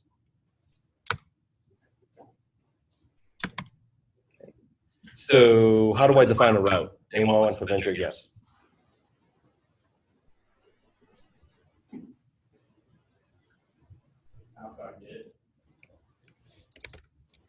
Okay, so I'm going to stop here for a second. App.get. What is Express using? Why is Express using get? It's because the only thing that you've learned so far. That's the answer. Okay. The world is bigger than just get. What other things are there from the HTML side? This is analogous to something from HTML. Probably also like the foot. Yeah. The other one that's super important is the post, and we'll do that here in this block and do it in more. Right? So right now we have app.get. And app.get is really the default when you put in query string up top, right? And you put in your address or query string and your requirements or whatever you want to get, right? In the next block, you have something called app.post. I'm just going to pause. I'm going to talk about what this means. Does anyone want to take a stab at what get and post, what the differences are? Super important. So I'm sure you've read it. When I do a get from the address line, and I put in things like username, SSN, all of that, and I send it off to the server, and the app.get on my server identifies that as a valid request for path. It uses the information inside of it, and it's request query data, whatever it can be exact syntax. So, what happens when you do a GET request? You're sending data out in the open, right? It's in your query string. Anyone can go take a look at it. Anyone can tease from your communication exactly what this is, because all that information is in your query string. Okay. What about post? Oh, come on, it's the other thing. 0 or 1. You can't do it. Okay? You can't extract it. You can't extract information on a post. It's hidden. It's hidden inside of an envelope. Right? So the postman takes your envelope, right? You write a letter to your friend, super secret letter, has a check in it, right? You put the check inside of something and no one can see it. You put an envelope in the mailbox. No one can see what's inside of it. Okay? That's a post. When it gets to the other side, they open it up and they are able to read what's inside of it. Okay, so you've already seen this. When you create this one HTML structure, you are actually posting. Right? Come on, what is it? What's the HTML element that you're using? You've used it already. It's a form. Yeah, that's right. It's a form. Okay? So you can, what we're going to start seeing is that you have the ability to pick and choose what you want, how you want to post, get, whatever your request data. Right? And a lot of times when you're requesting data, you need to pass it some parameters to be able to use in a query against a database. Okay? In our case, if we were to say, I want to know every single item I bought, well, who are you? You're Mark. And so you send that off into the database. They use your name to construct something against the database, query against the database, bring that data back and respond back to you as a client. That's how that web request and response cycle works, right? You make your request to the server acts as the server to the browser, right, to the user. The server then creates a query against the database. In that relationship, in that transaction, who is the server and who's the client? Bingo. Right? So,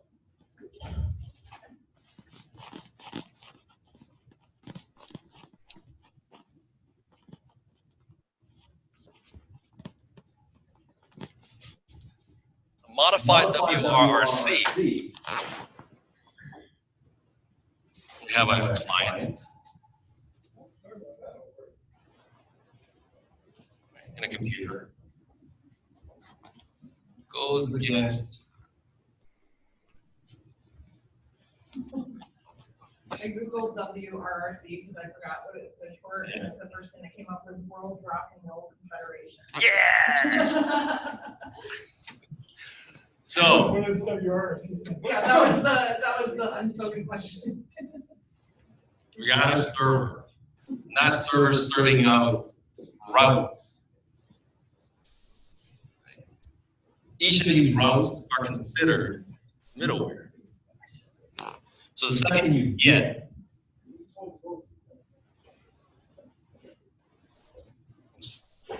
a route and execute a callback,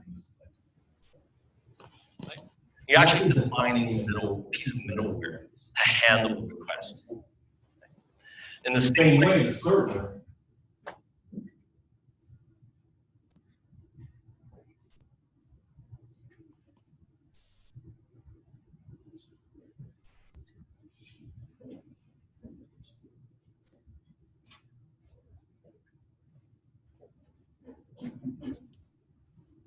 goes out and hits these APIs, right? And brings back information. It acts as a client to those API servers. As it brings back data from these guys,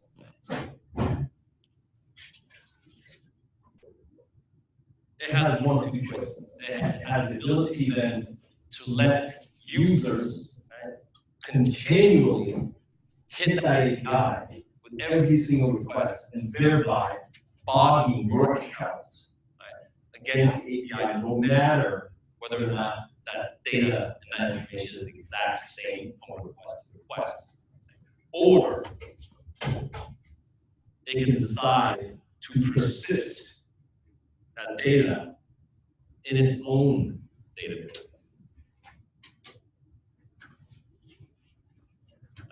Just trying to draw some context into why we're even worried about the database. Why we even want the database.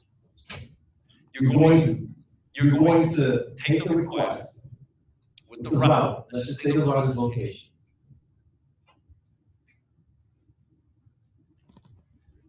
Right now, that route in your homework is going against the third-party API. It's going to come back with all the information, to send that information out to the user.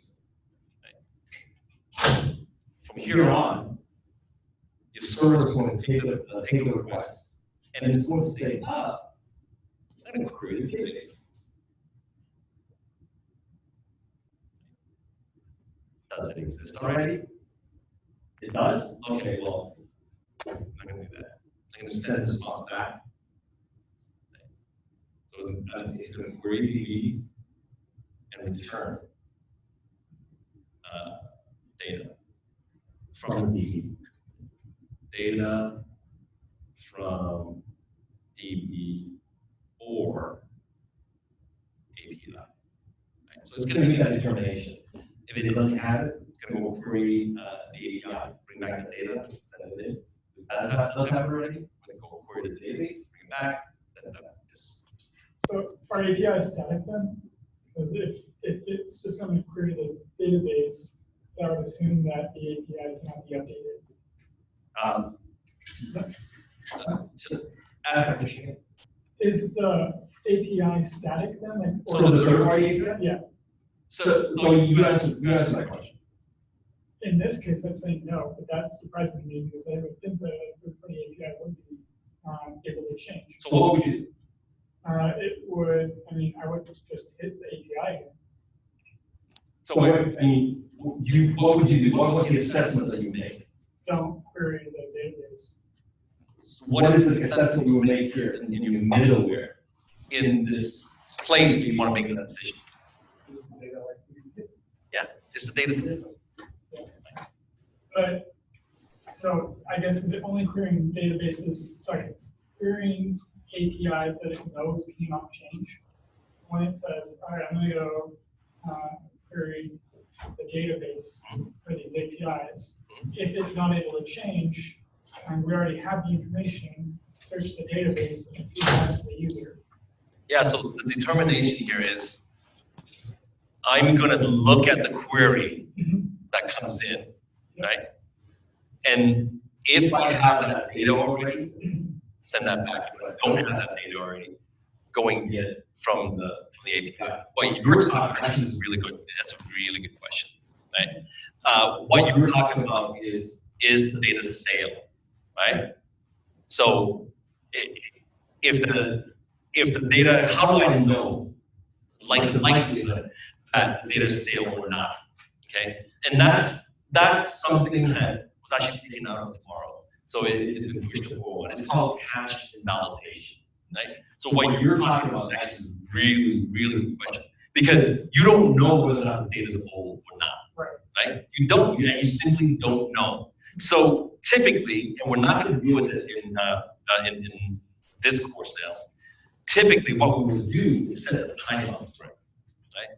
So we'll set a time limit on the data because we know that, you know, you can kind of guess. GitHub is probably going to change often because you're going to have more and more. You have a lot of projects, right? So chances of it actually changing and mutating is quite high. Yelp will have more and more reviews, so it might want to invalidate a cache, you know, once every day, once every 2 days, whatever. But something like Google Map, latitude and longitude don't really change all that much, right? So you can kind of guess whether or not, you know, how fast or how often that data changes, depending on your third-party API. Cool. So I guess the answer to that is just set a time limit for how long it's able to say, all right, if I already have the data, go check the database and feed that to the user. If it's past 1 day versus 1 year, whatever you set the time is, go hit the API to get that information.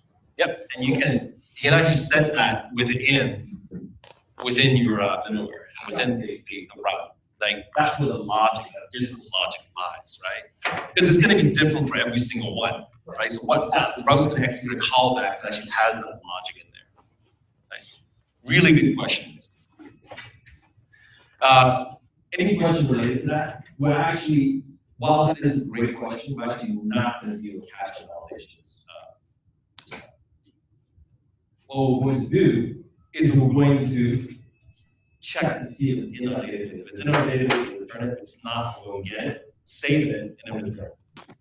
Are we ever changing data? Absolutely. Right? Well, we'll change actually we'll add to it, we'll insert it to it. I don't think we're going to do a delete. Not in this sense. So the concept is the same whether or not we look at this demo code or you kind of extrapolate the demo code into the lab. So we're going to look at the situation. I know it's kind of stopped going on, but it's relevant. Connor. Oh, stretching. Oh, okay, good. That's good. Carry on. All right. So what we want is to define some routes, okay? So app.get, and the default route here is going to be /, which is just, you know, nothing.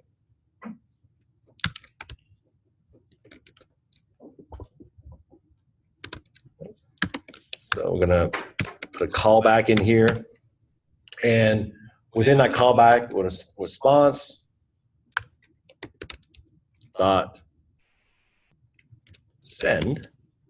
Right. Well, actually, let's give it a status first. Yay! Love 200. not file, just send. All right, we're gonna send out hello world. We are good here, right? And so that's route number 1, okay? We're gonna set a really, really rudimentary error handler.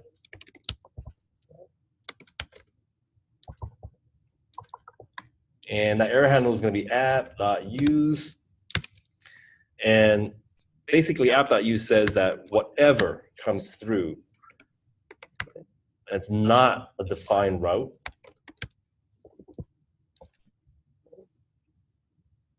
do that. Okay. And then we have app.use.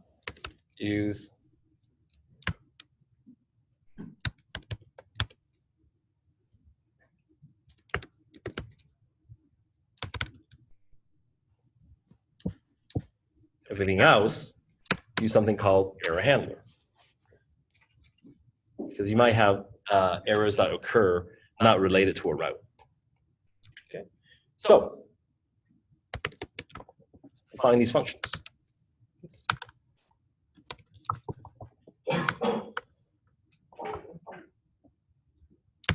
And what we want here is the request and the response. So we need to pass that in. Okay.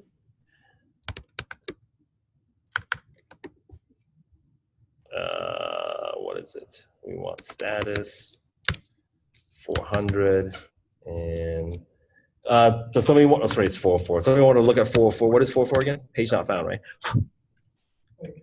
Yeah.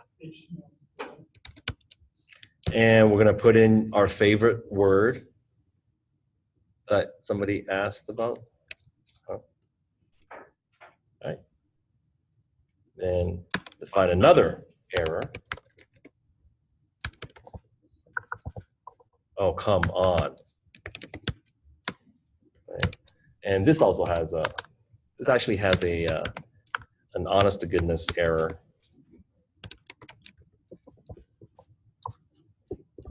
How can I just willy-nilly define all of these things as parameters and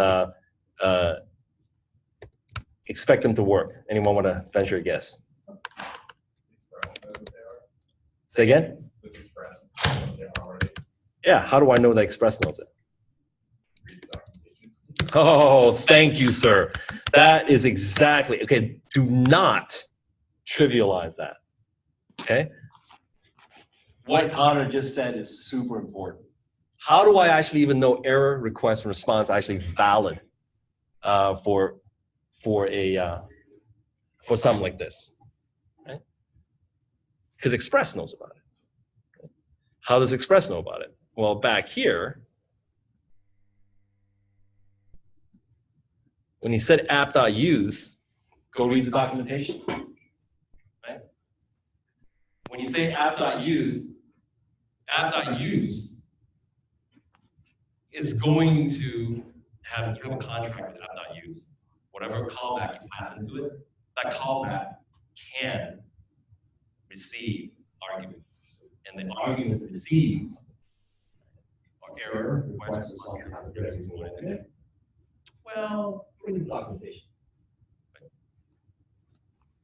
So we're not just making this stuff up, right?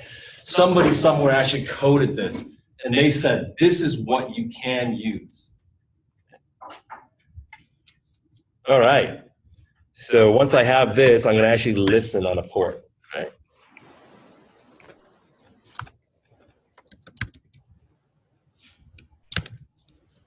And have a port specified. And then what do I want to do? Actually want to put in a callback, right? Yeah. And that callback's going to say console.log server is listening on port. Okay. Q.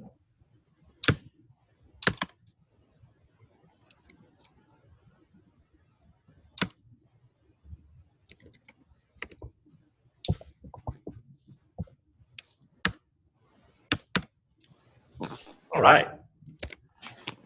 So if I run this, I should be able to hit this route and get hello, we are good here, right? Line 30, you know, yeah. Like a semicolon or something? Yeah. All right. So this is a demo server, and I'm gonna go node mon. Ooh, crashed. What happened? I do not have anything in here, do I? What am I missing? Tell me. Somebody tell me what I'm missing. Okay, cool. What do I need to do? Come on, y'all done this many times. No mod. Express, cores. What else? .env. I don't even know if I can do this, but let's see. Oh, cool. It put in super agent as well. Yeah. Cool. So I guess super agent is probably needed in here too, right? Somewhere. Okay. If I'm actually going after data from, am I doing that here? I don't think I am. It's just database. All right. So I actually need a database, the PG database, Postgres database, and it is simply PG. So anyone want to tell me why I actually need to require PG in here? Did I install my database already?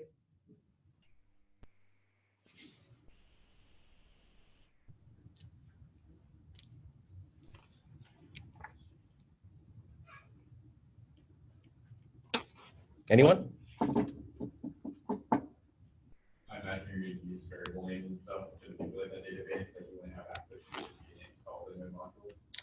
Yeah, so this whole concept, it's not new. So the database we installed is the database itself. Now, does JavaScript know that it's going to be working with Postgres? No, it does not. You actually have to have a library to work with Postgres, right? And that's the PG package. And that's the library you're using to access Postgres.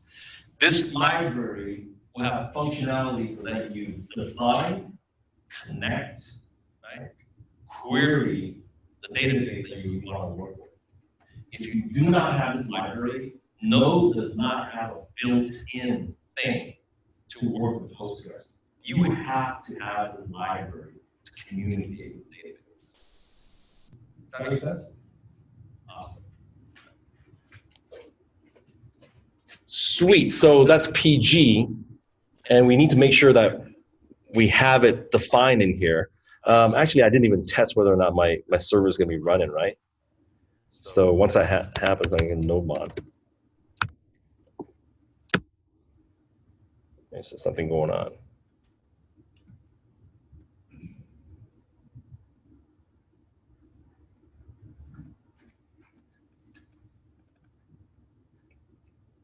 Oh, let's see.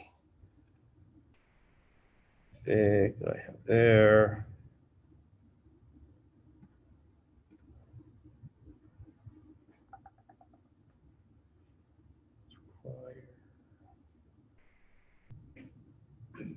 Anyone see where my issue is?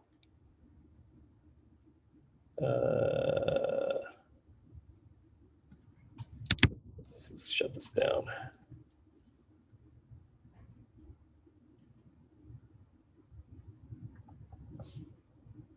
Oh, okay. Let's see.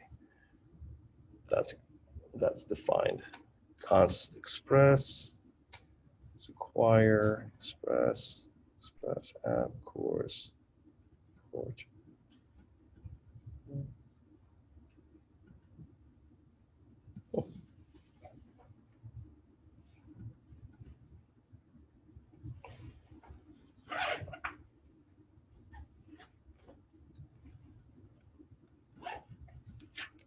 Let's try that again. Oops. Oh my gosh. Seriously? Okay. All right, let's try that again. I didn't save it. Crashed again. What is that? Does that error give us any insight waiting for file changes before starting? Yeah, I'm being a little bit stubborn here and not wanting to go read my error state. Error. Address is already Let's go back here. That's not it. Thank you. Thank you for reading the error statement. Now is it gonna work?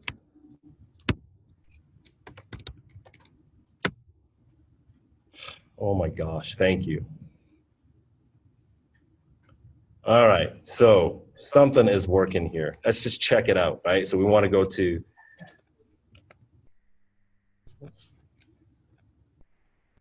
where is that thing? There we go.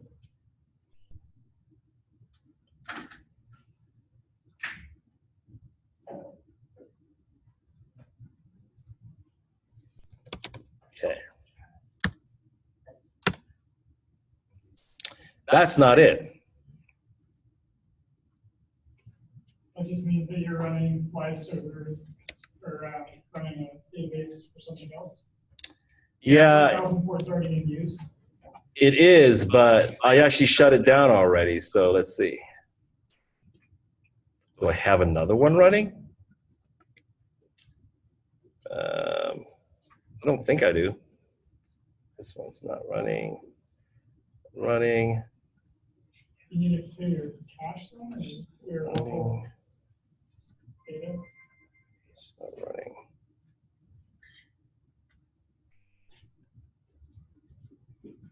So it's just sending back, hello world, we are good here. Where's it getting homepage from? That's what I want to know. Homepage is from the other assignment. Yeah, but it shouldn't be displaying that. Yeah, that's in clear local storage. Yeah, you can try.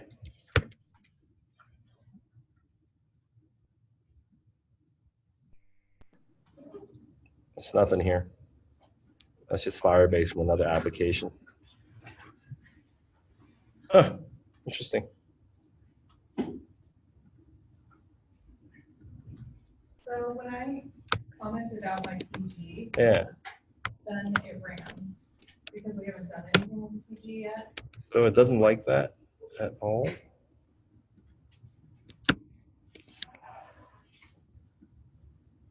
No. That's not good. Wonder why. Oh, a second. Let's...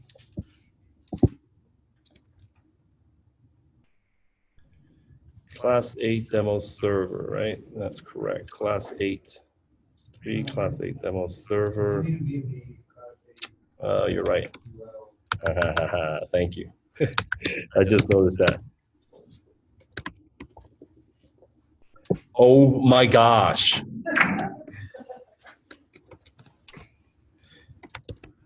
It's just enough to drive a person insane.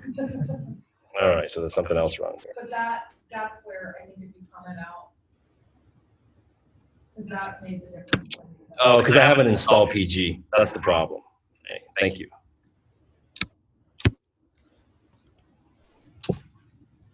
Okay. Oh. Well, I didn't save it.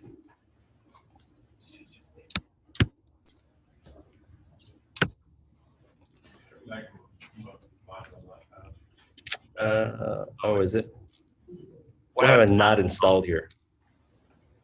Hope everything's going smoothly for you. All right. Yeah. .env. Oh,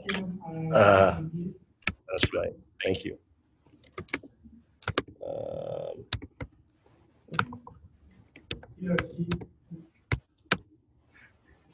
Cool. All right. Perfect. Let's try it now. Okay. That was a long, long road. Okay, hello world. Perfect. It works.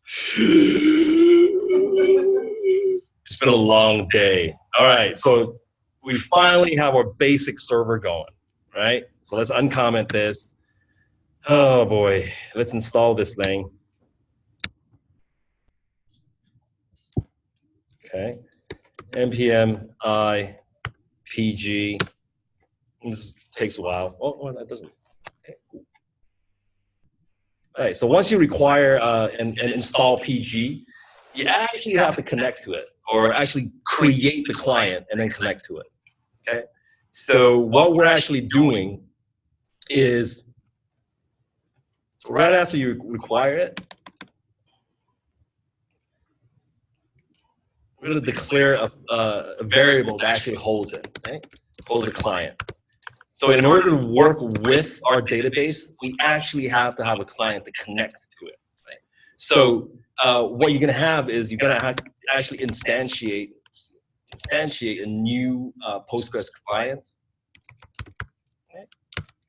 And the way we instantiate it is we pass in the URL to this particular database. Right? In our process, it is, or in our situation, it is inside of our env file. Okay? We don't have it defined yet, but we're going to. Okay.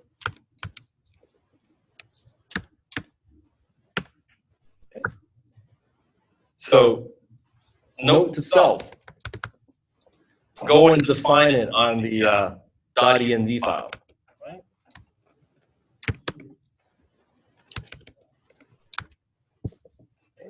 And then if there's an error,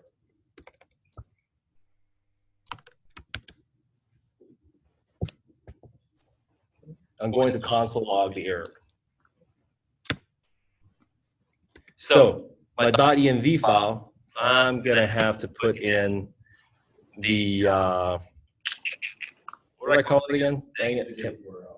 Database underscore. Okay, so Nate actually pushed out a Slack that actually has this information. I pushed it out for Mac, and he pushed it out for Windows. All right, so it should be in here somewhere. Was it references?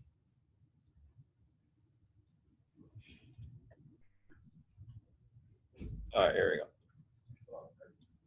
What's that? Yeah, so it's in references. And so it is Postgres.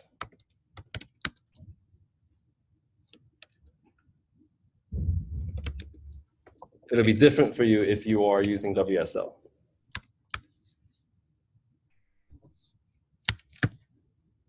And then the database name, we're going to use, let's see what we're going to use here. We can use people.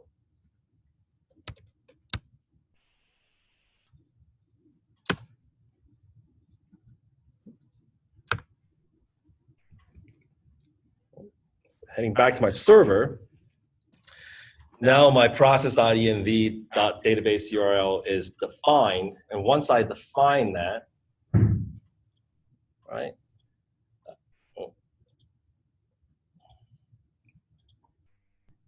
Once I define that, I can tell it to go listen or go actually start it up, right? Or connect to it, if you will.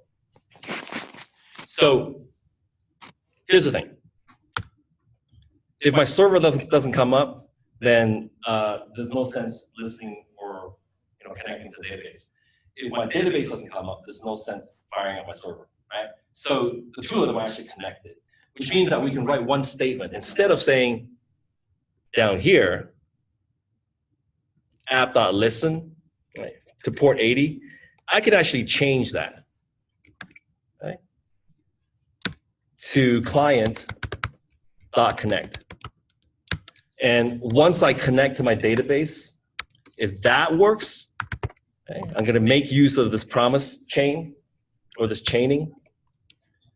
Once that works, I then execute a callback, and the callback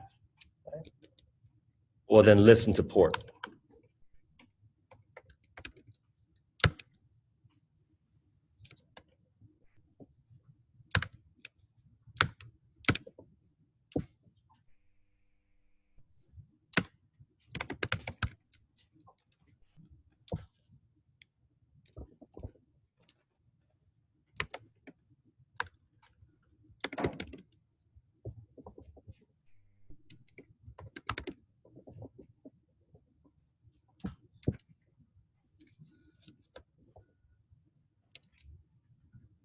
Cool.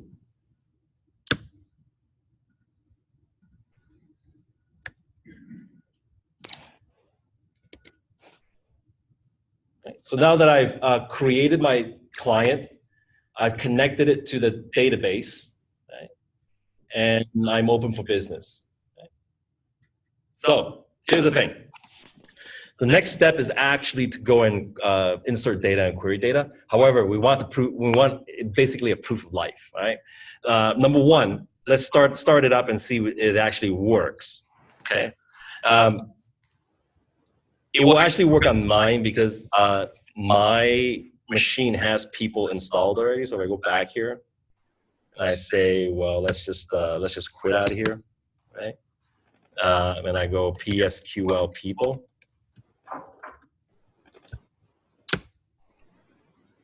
Oh, it doesn't exist. Okay. Well, actually, let's see. Oops.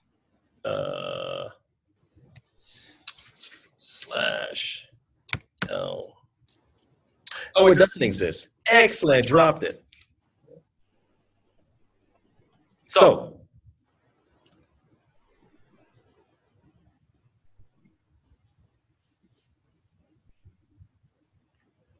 I'm going to get rid of this over here. One thing I have to do when I start up this application is that I need to deal with the fact that if the database doesn't exist, I probably need to create it and then start keeping track of all these items I want to keep track of, right? So when you create an application, typically you want to seed your database with information, or at the very least create a database to be able to give you the opportunity to insert data. Right? That's what schema.sql comes from. So I click on that.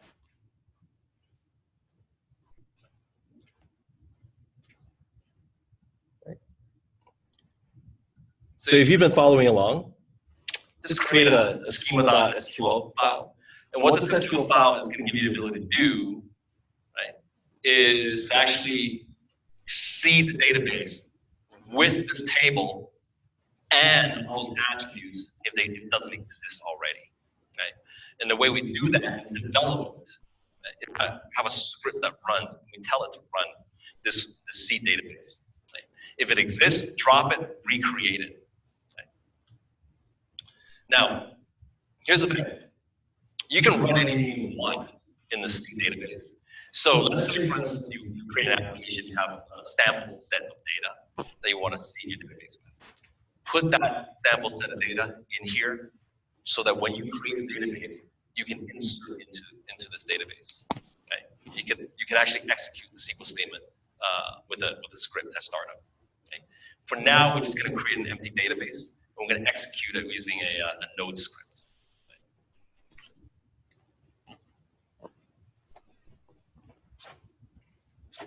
So the way I'd actually want to do that is that once I have this created, you're going to go back to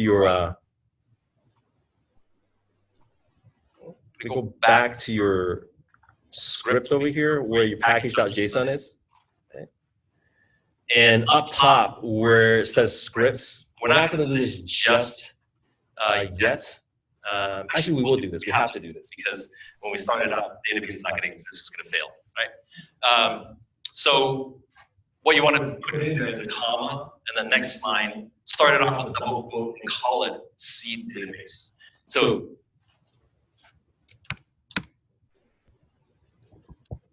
CDB, give it a colon. And the script is PSQL -D, and we're going to put in the database we want, which is people, I believe, right? Yes, people. Is this all going to be in parentheses? Not parentheses, quotes. Or sorry, this one. Yeah, thank you. And then -F, if you're interested in what the flags are, please go look it up. And then it's simply schema, because it's all within the same folder, right? End it with parentheses. Now, one thing to be aware of under scripts, you can create as many scripts as you want, whatever scripts you want.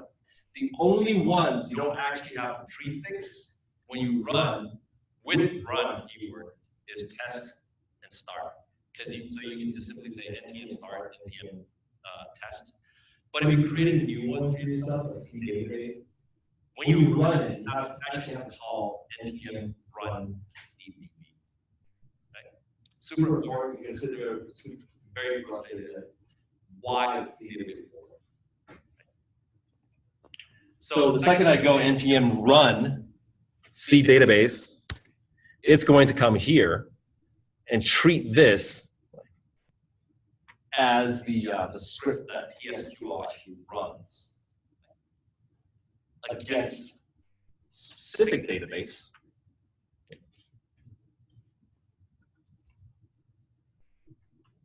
Cool. So what do we actually connect it to? Let's see. My environment variable. It says people, but that's actually not quite right, is it? People is that the DB or is that the? That is the DB. All right. Okay. I think you're right. Yes. No, that's a table. That's a table inside the DB. And this is the database. So that's not right.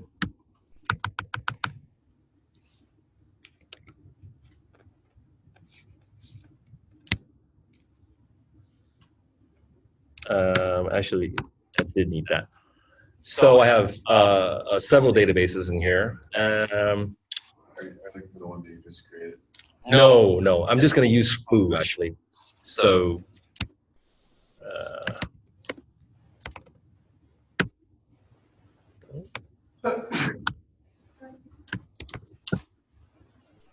oh, it is in here. Gosh, all right. I'm going to drop it and recreate it. Okay, cool. So we should definitely be following along with this part. Well, just keep in mind this, that when you're defining the parameters within your ELB file, it's actually defining the database it's connecting to. When you're actually creating the database, dropping the database, dropping the table, dropping the table within the database you're already connected to. Remember the two-step process, right? We're connecting to the database with the client, and afterwards we're actually going to then work with tables within that database. Right? So hierarchy. It's very, very easy to get confused. Right? So you have DBs. So I have foo, and I have also Calvin Chain right in there. That was one of them. So this is the DB, but then inside foo,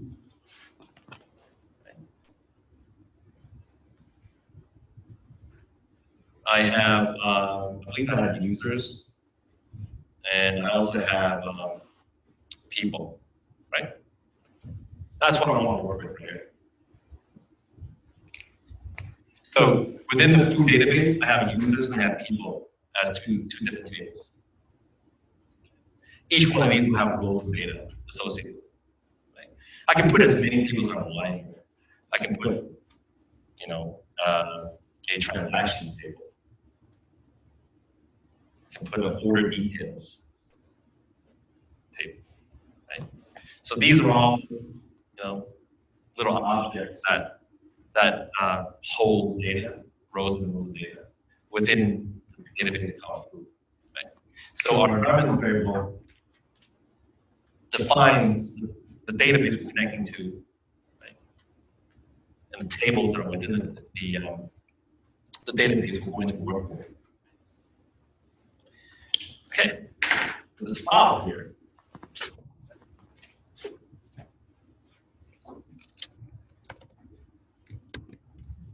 that make sense, everyone? This file here then defines the people table we want to work with. Because it already exists, I'm going to delete it. Right? It's going to say if exists, delete it. And that's exactly what's going to happen to mine. So if I go back to my table here, I'm going to say select star from people. And it's going to give me foo bar, hello world, right? When I recreate this, right, hopefully it runs. Okay.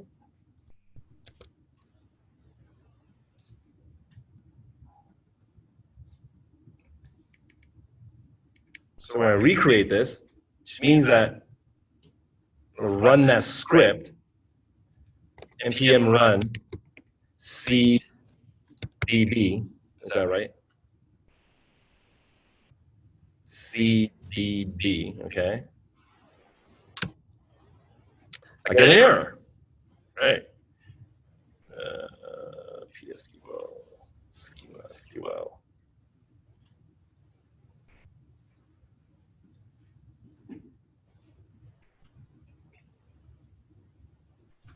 Was your CDB, like wouldn't it be foo in your It's table though.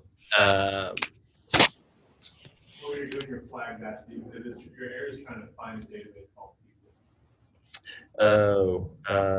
In your package JSON and doing the PSQL/D people. It's trying to find a database people. It is, but my database is being defined as foo. Which means that if I go back to my server, check this out.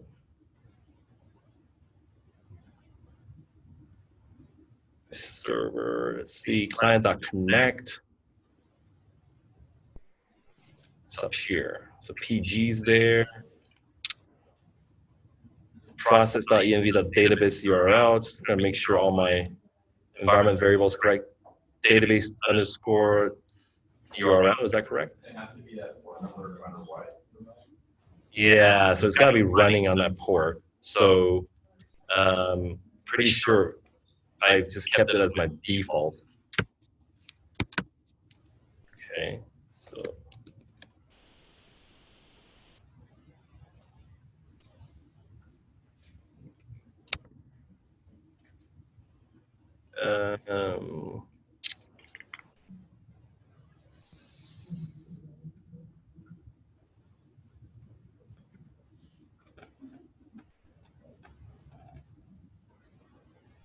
All right, let's see what the error is here.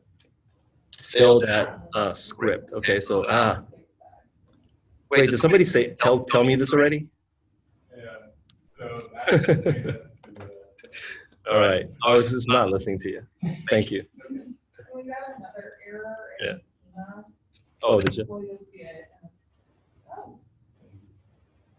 All right, so now if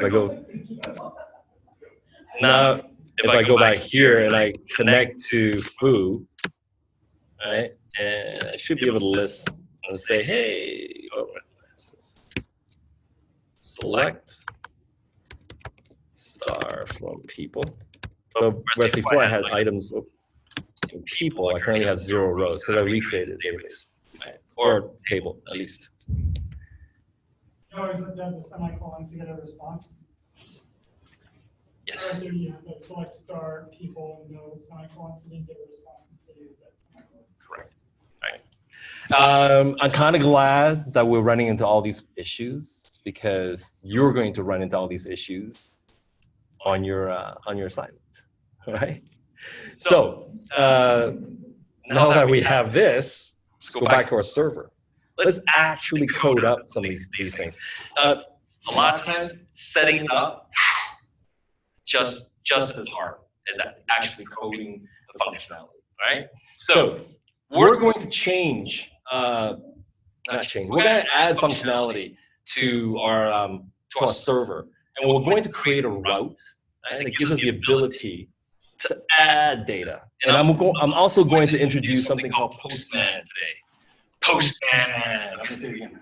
Postman. Okay, it's really cool to say. And you can actually use that a lot. And the reason I'm doing that is because I see some of you are kind of falling asleep, so I'm just gonna have to kind of spice it up a little bit. So I'm gonna define a route here, right? Call it app.get. Whew, so glad it's working. Sheesh. Man. And I'm gonna add. Okay, so the second somebody goes to this and add, something's gonna happen. Okay? And that something is what we're gonna define.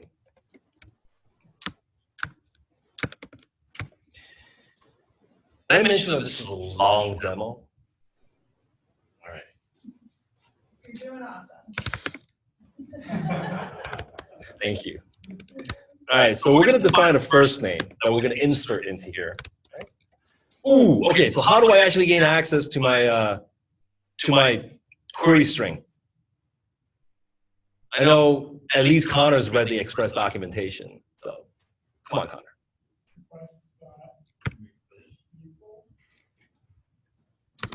Yeah. So whatever you're asking it to be, right? So this is kind of self-defined, user-defined, right? So it doesn't matter. Oh, it doesn't. It doesn't matter. So I'll just show you. I'll show you what I'm talking about.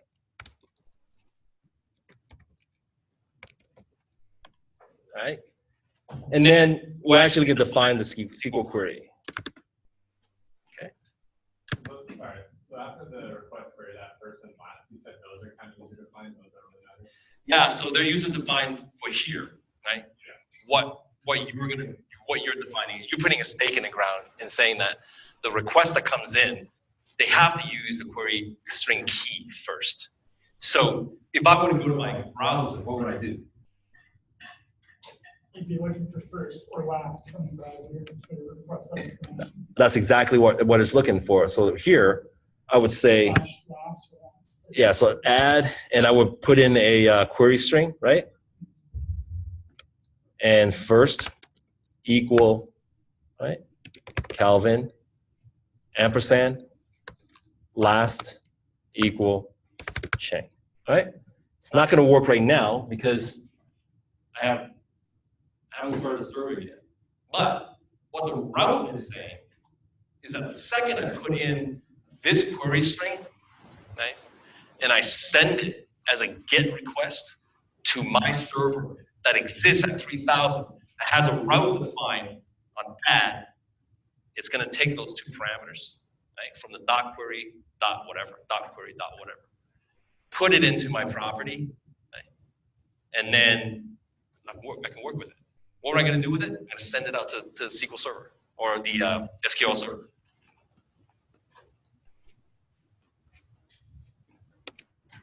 So in my SQL statement, all right, SQL experts, how do I do this? How do I insert into the database? Insert into, then you need to take a link. Yeah. Yeah. And then what is it?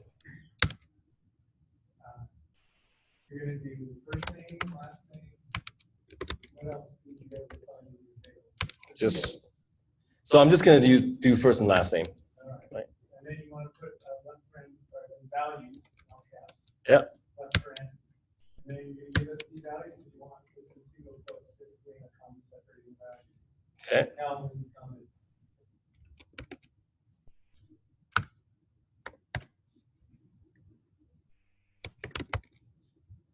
Okay, so I put it in there and I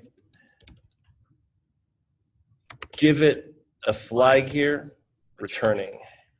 Oh, and what did I do wrong here? So, It's Calvin, oh, maybe I should just go like that.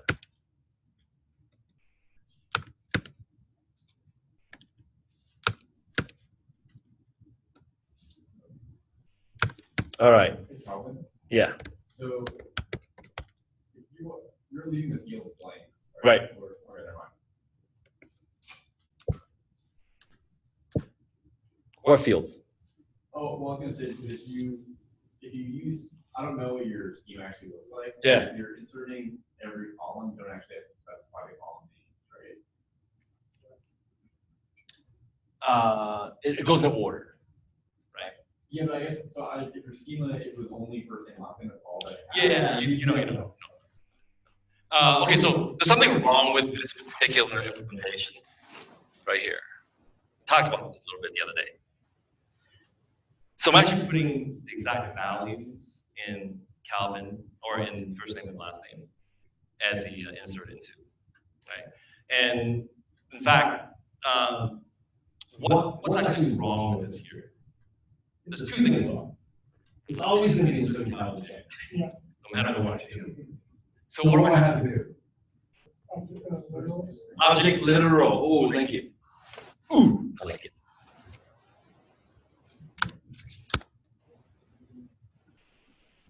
The returning flag, anyone want to venture a guess at the returning flag? Yeah. So if you could just insert your data record and nothing will happen. Well, actually something will happen. It'll insert into it. But the second you put returning star, it will mirror that insert out to you, right? And return that. So as if you were selecting. Right? It's just a way to let the user know that when they insert something, that they're confirming that this thing actually inserted into the database by executing a select-like query, right? You don't have to put it in there, but it's actually a good thing to do. So I can put $1 there, and I can put $1 there, and what is it that I want? First name, and I want what? Last name. Okay, there's still something wrong with this. Where's that? 26. Okay, there's still something wrong with this. Does first name and last name, the simple literals have to be wrapped in quotes? So, No. All right, so I'm going to define a variable called safe values.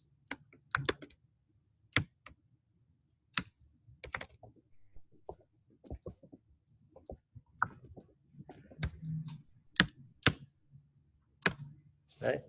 And what I'm going to do, I'm actually going to put in a prepared statement. All right. Remember yesterday talking about what's to prevent somebody from sending in instead of Calvin and Chang? Put a semicolon in there. Select all. Right? Select star from database. Send. And guess what? Your first name will be select. It's going to error out as well with a semicolon for your original statement. Then it's going to execute your SQL statement. Right? And it's actually going to bring back everything in the database. Right? So safe values actually give you the ability to then use what's called a prepared statement in place of your first name and your last name, and Postgres under the hood actually takes care of that. Right? So I'm gonna put in there $1 and $2, and in that order because that's what it's expecting. Right?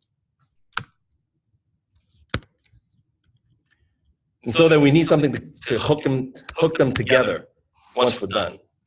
Okay. So what's the complaining about now? So $1, $2. I need a space in there. Insert into people. Oh, I see. I don't know why it's complaining. Now it actually doesn't like my template literal. Right. And so once I'm done there, I can say client dot. Now I have to actually send the query away, right? I'm going to use the SQL, pass it into the server, right? And instead of using the coded values in an unsafe way, or the values in an unsafe way, I'm going to call it safe value. So in this function query, it marries them together, right? Under the hood, PG does, Postgres does. Right? If that worked, I'm going to make use of it, right, as a chain, because it's going to return to me a result, right? And from there, I can respond.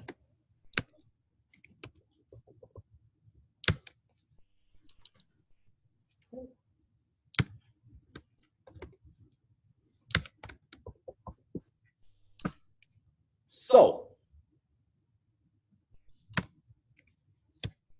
maybe put a catch in there too.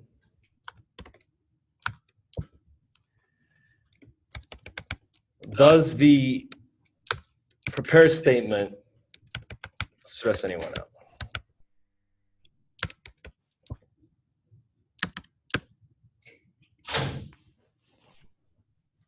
I'll unpack this a little bit.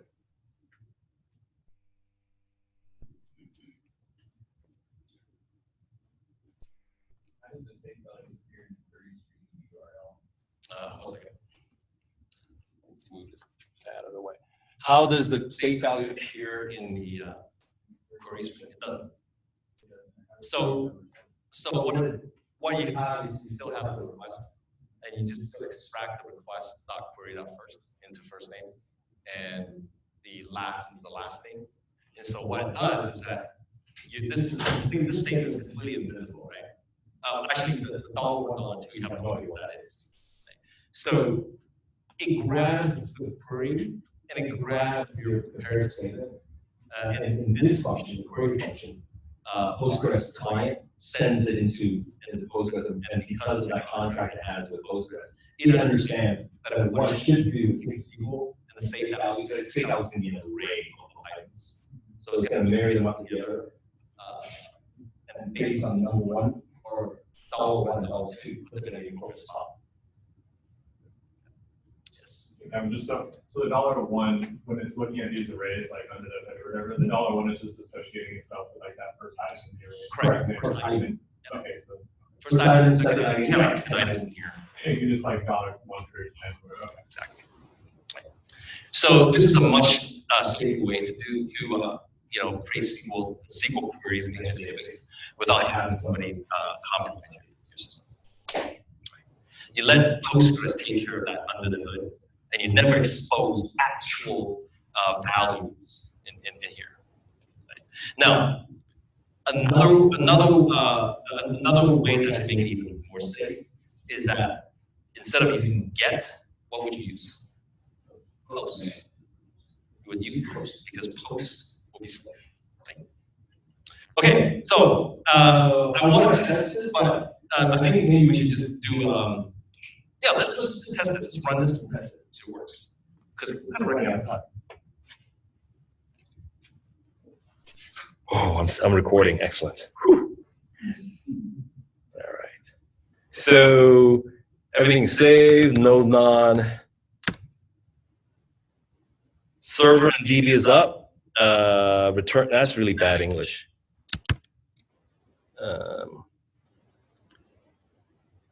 R. There we go. So node mon. Excellent.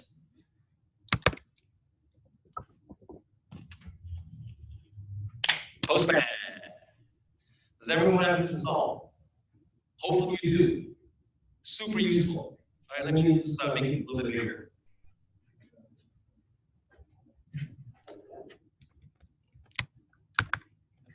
So I have a get, right? Right here, I got a get. And I got localhost 3000. What do I actually need to pass into it? First name and last name. What's it expecting first, right? And what's the value? Hello. Last. World. You see how I created my query string for me? Okay. So what I've done, Actually, I've made a mistake. What is this a proper route? No, it's not going to be a table. You have to do the slide after the order. And what is it? Add. Right? So what I've done here is I've constructed a query string after my address, right? Based on what I defined here in the app-get. App-get/add, right? That gives me a request with a query of first and last. I send it. Right? And what did it do? This is what returning means. Returning star will give you a confirmation, right? A JSON confirmation that comes back, because we said return it as JSON. Your response is all going to be JSON. So it's going to come back and say, rows ID first name is hello, last name is world. However, this doesn't really tell us whether that made it in the database, right? So what do we have to do? Postgres, right? Let's go to Postgres. So is that the response object that we're looking at here? It is. So Postgres, we're going to say, hey, select star from people, semicolon. Yay! It made it into the database. Excellent. All right, let's do a couple more items in there. So let's say, we'll add Nathan, and last name is Pierce. Oops. Pierce. Send it. We'll add Douglas. Oops.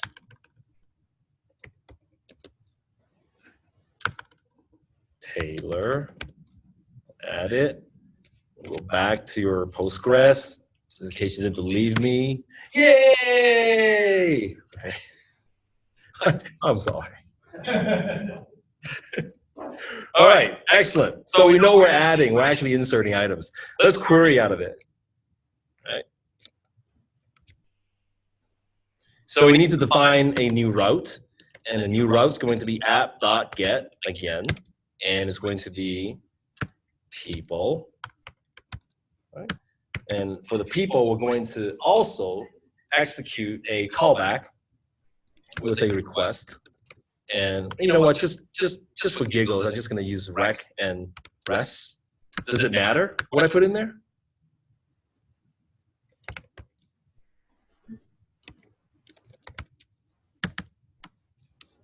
Right. So Bob and Charlie. Bob is the request. Charlie is the response. Right. So let SQL equal. All right. Somebody give me everything from people. Like splat Splat. Yep. from People. Semicolon. You actually don't need it here.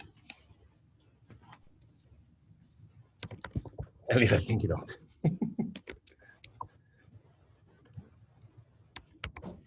Again, client.query, we're going to execute the SQL, right, with no options this time.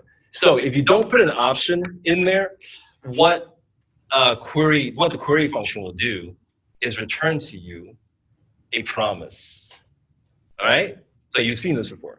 So it returns to your, actually, when you do this over here, right, it also returns to your promise. But if you put nothing else, the default is going to be a promise.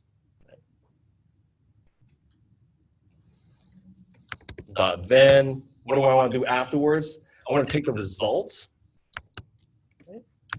In the same way I used the results earlier, I'm going to respond. Oh, thank you. Well, no, not really, right? Results.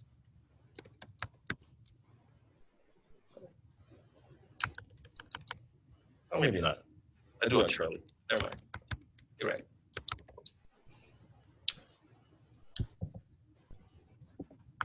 Let's send. Oh, actually, it's JSON that I want. And I want the JSON of the results and the rows. Actually, not the row, but I want rows. Okay, and if there's an error, so how do I know to get the results.row? Rows. Documentation. Right? There's always a really safe answer to some of these questions. It's documentation. All right, so your results are being returned, right, by the client.query. So it's executing an SQL, and it's giving you a result as a, so the promise actually brings back either data or not, and this data is going to be some kind of an object, whether or not it's an array or whatever, right? So results going to be a results object. So your best bet is to go to query function and see what it returns and what the properties and methods are for that particular return type. Okay. It's always going to be whatever host, if you will, you go out to get. In this case, it is being returned by this library here, client.query, right? So there's some documentation out there. If you look at Node.js and PostgreSQL, you actually get the library and how to actually work with it, and they'll define the methods and properties that are part of it. Right? Always know where to get your documentation. All right, so we're going to catch this.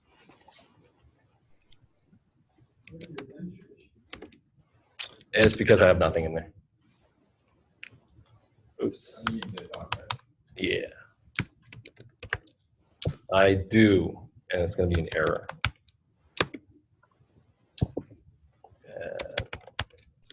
Handle that error, and I'm going to have error. So hopefully that gives me the ability. I'm not even using the request, am I?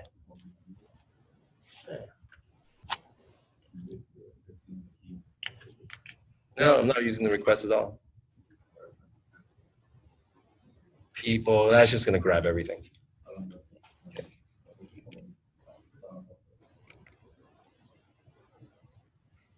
All right, here it is.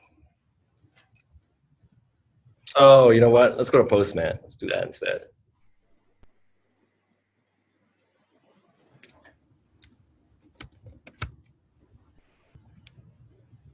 There you go. Hello world, Nathan Pierce, and Douglas Taylor. And having this information, you know how to parse JSON. You know how to work with this, right? It's no different from any other API you go and get.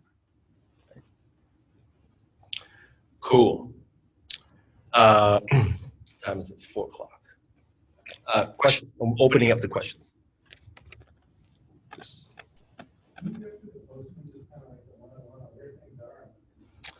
Yeah. So Postman gives you the ability to send queries. On this left side here is probably the most critical thing that you need to worry about.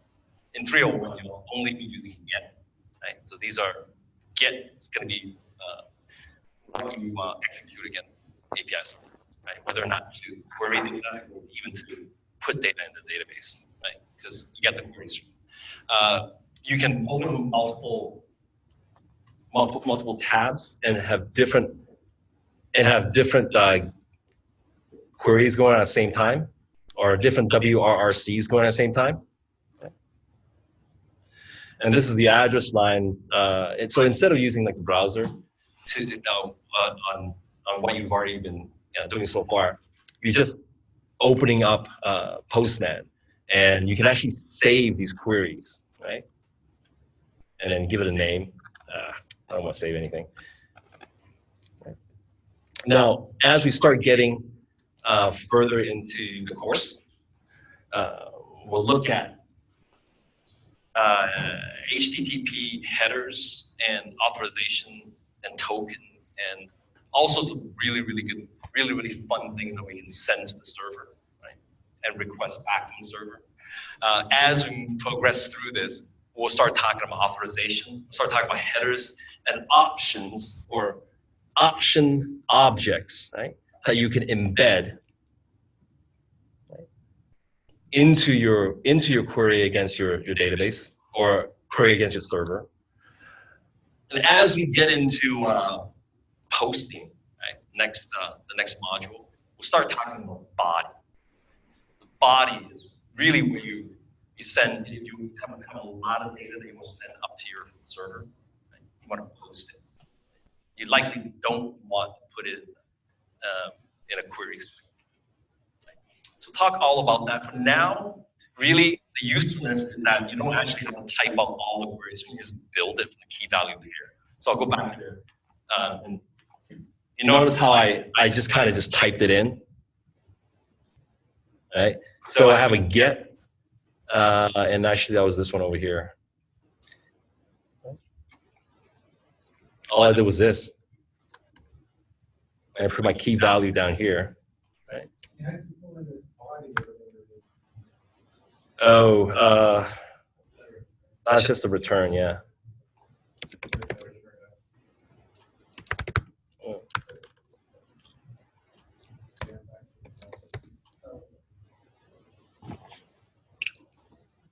So it returns when I insert something. It just returns whenever I insert it, right? That's because of this code over here.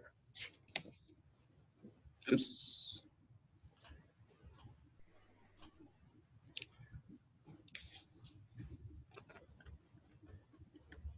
Okay.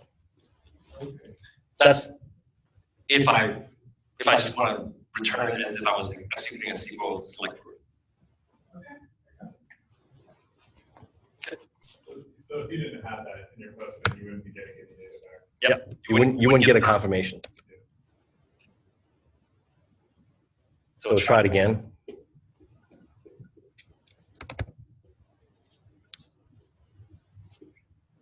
So this is not. I mean, this is just a response as a like the headers, and I don't actually get the SQL query that I sent in. I just get the command that I created. I don't get a confirmation on that row. Right.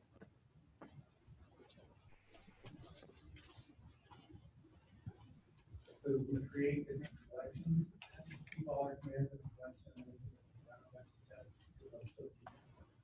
What do you mean? I'm just looking at how they do it. You're in a collection, I think, called designing an API. And then it looks like you have two get tabs. I suppose two different states. Yeah, I'm not saving them. It's a workspace. Yeah, you can create a new workspace. You can create multiple workspaces, but in each workspace you have different tabs and different endpoints that you can get to. So if you have, say, like all of these APIs that you can go out and get with all your keys, you can have a postman. Open it all up, send it out, get your data back, work with it. Here it goes. It's a great way to do it. It's a really good tool as we start getting more into the server end.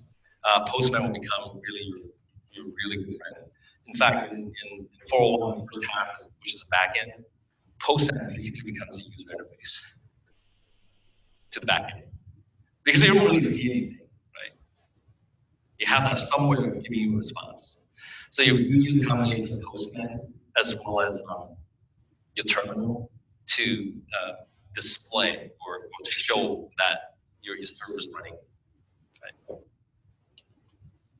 Questions? Are backend jobs in higher demand than front end because backend is harder to conceptualize?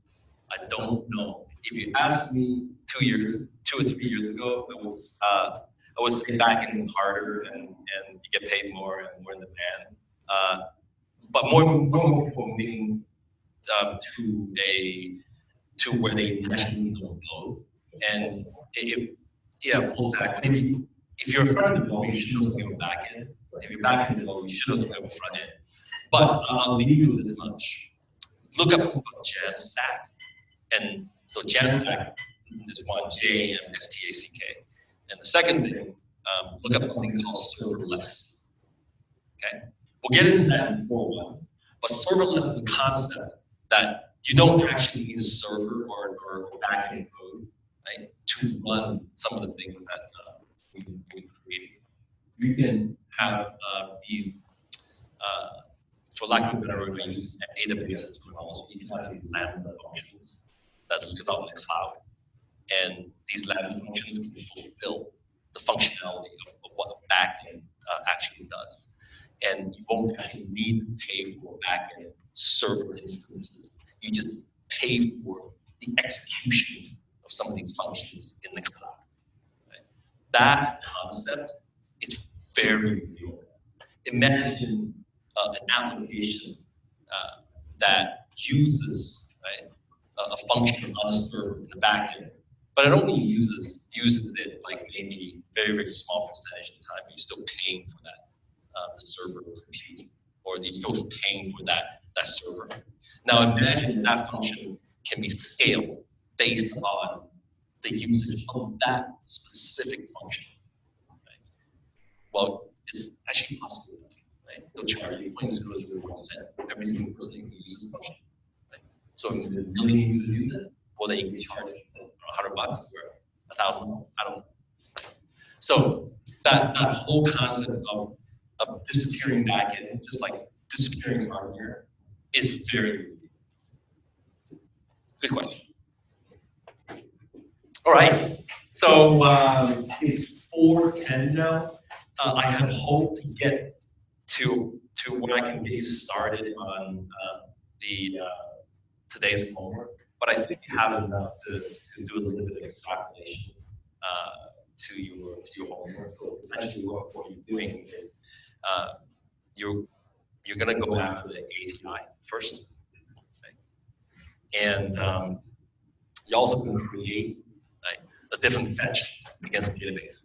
So look at two different functions, two different methods, right? One against the API, and the other one against the SQL implementation. Once you're done with that, once you know both of those work, this one already works. So you've been working on this. Get this to work, right? And then create a new method that chooses between the two, right? Based on what already exists as a result, coming back to SQL, versus, actually not versus any, versus having nothing at all. So you want to query your SQL server or your post. I keep saying SQL server because I used to work in a Microsoft environment with SQL Server. You want to check your Postgres, see if those rules exist with that particular query.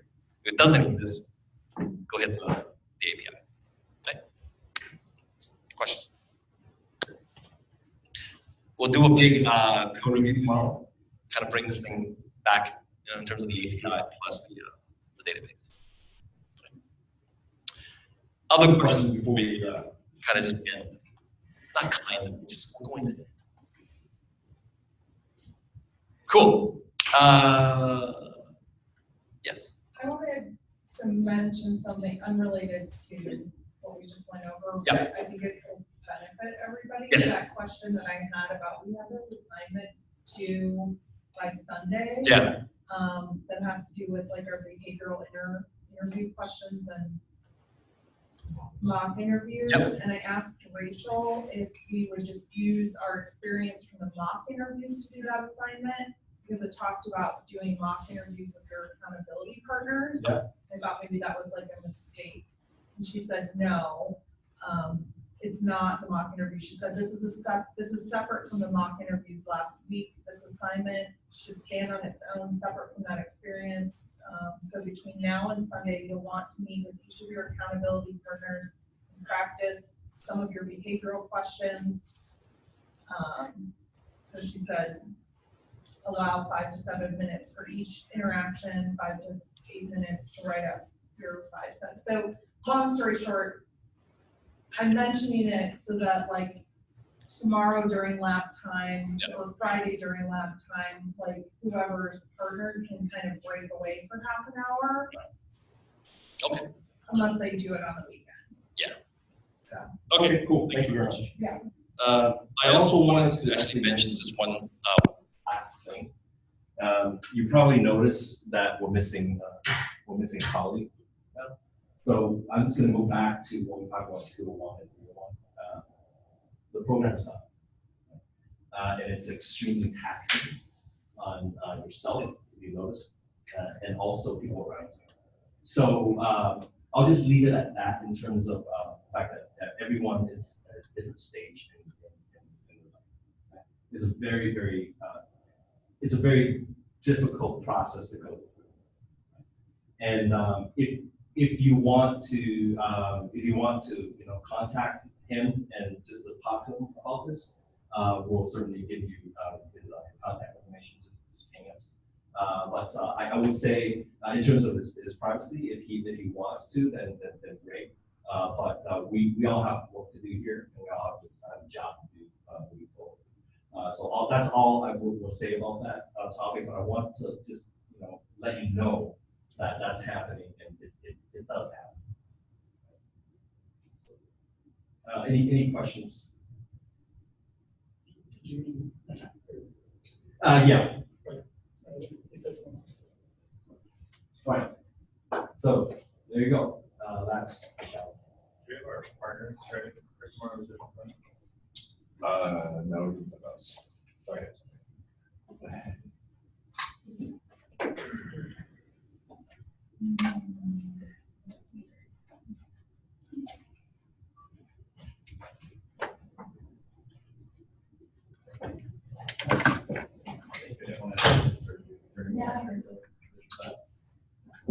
So,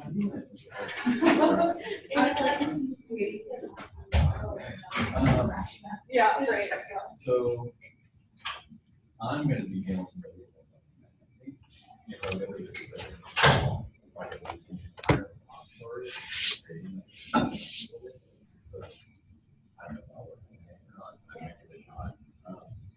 There's two feature tasks for the meeting in our code.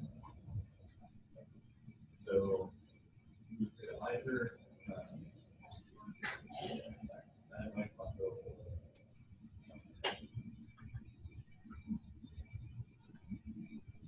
Or you just try and write out what we have right now.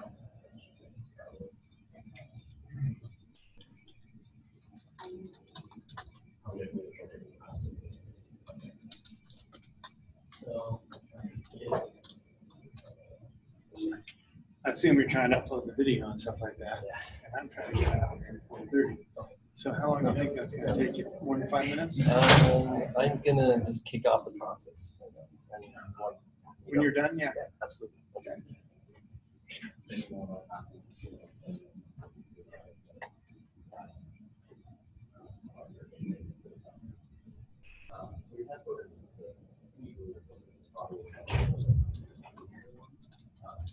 I know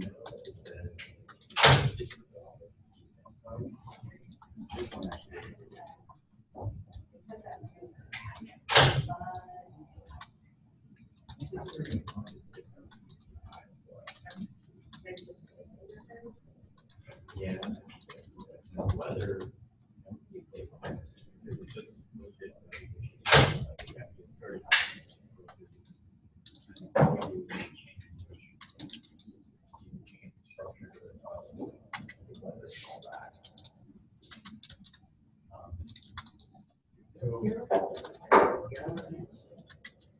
good. Yeah.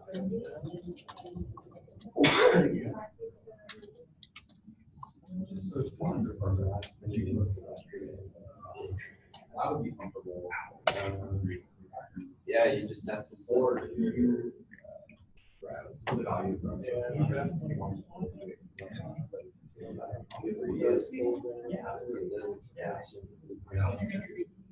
Yeah. So why don't you start down? Batteries.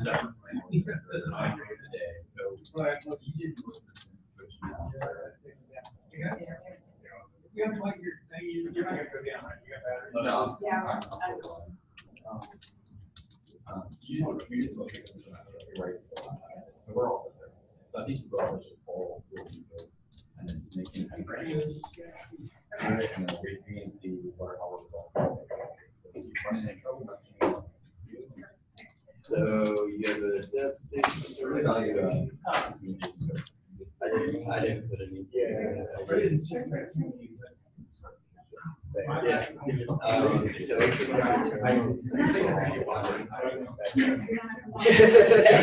Just turn it in.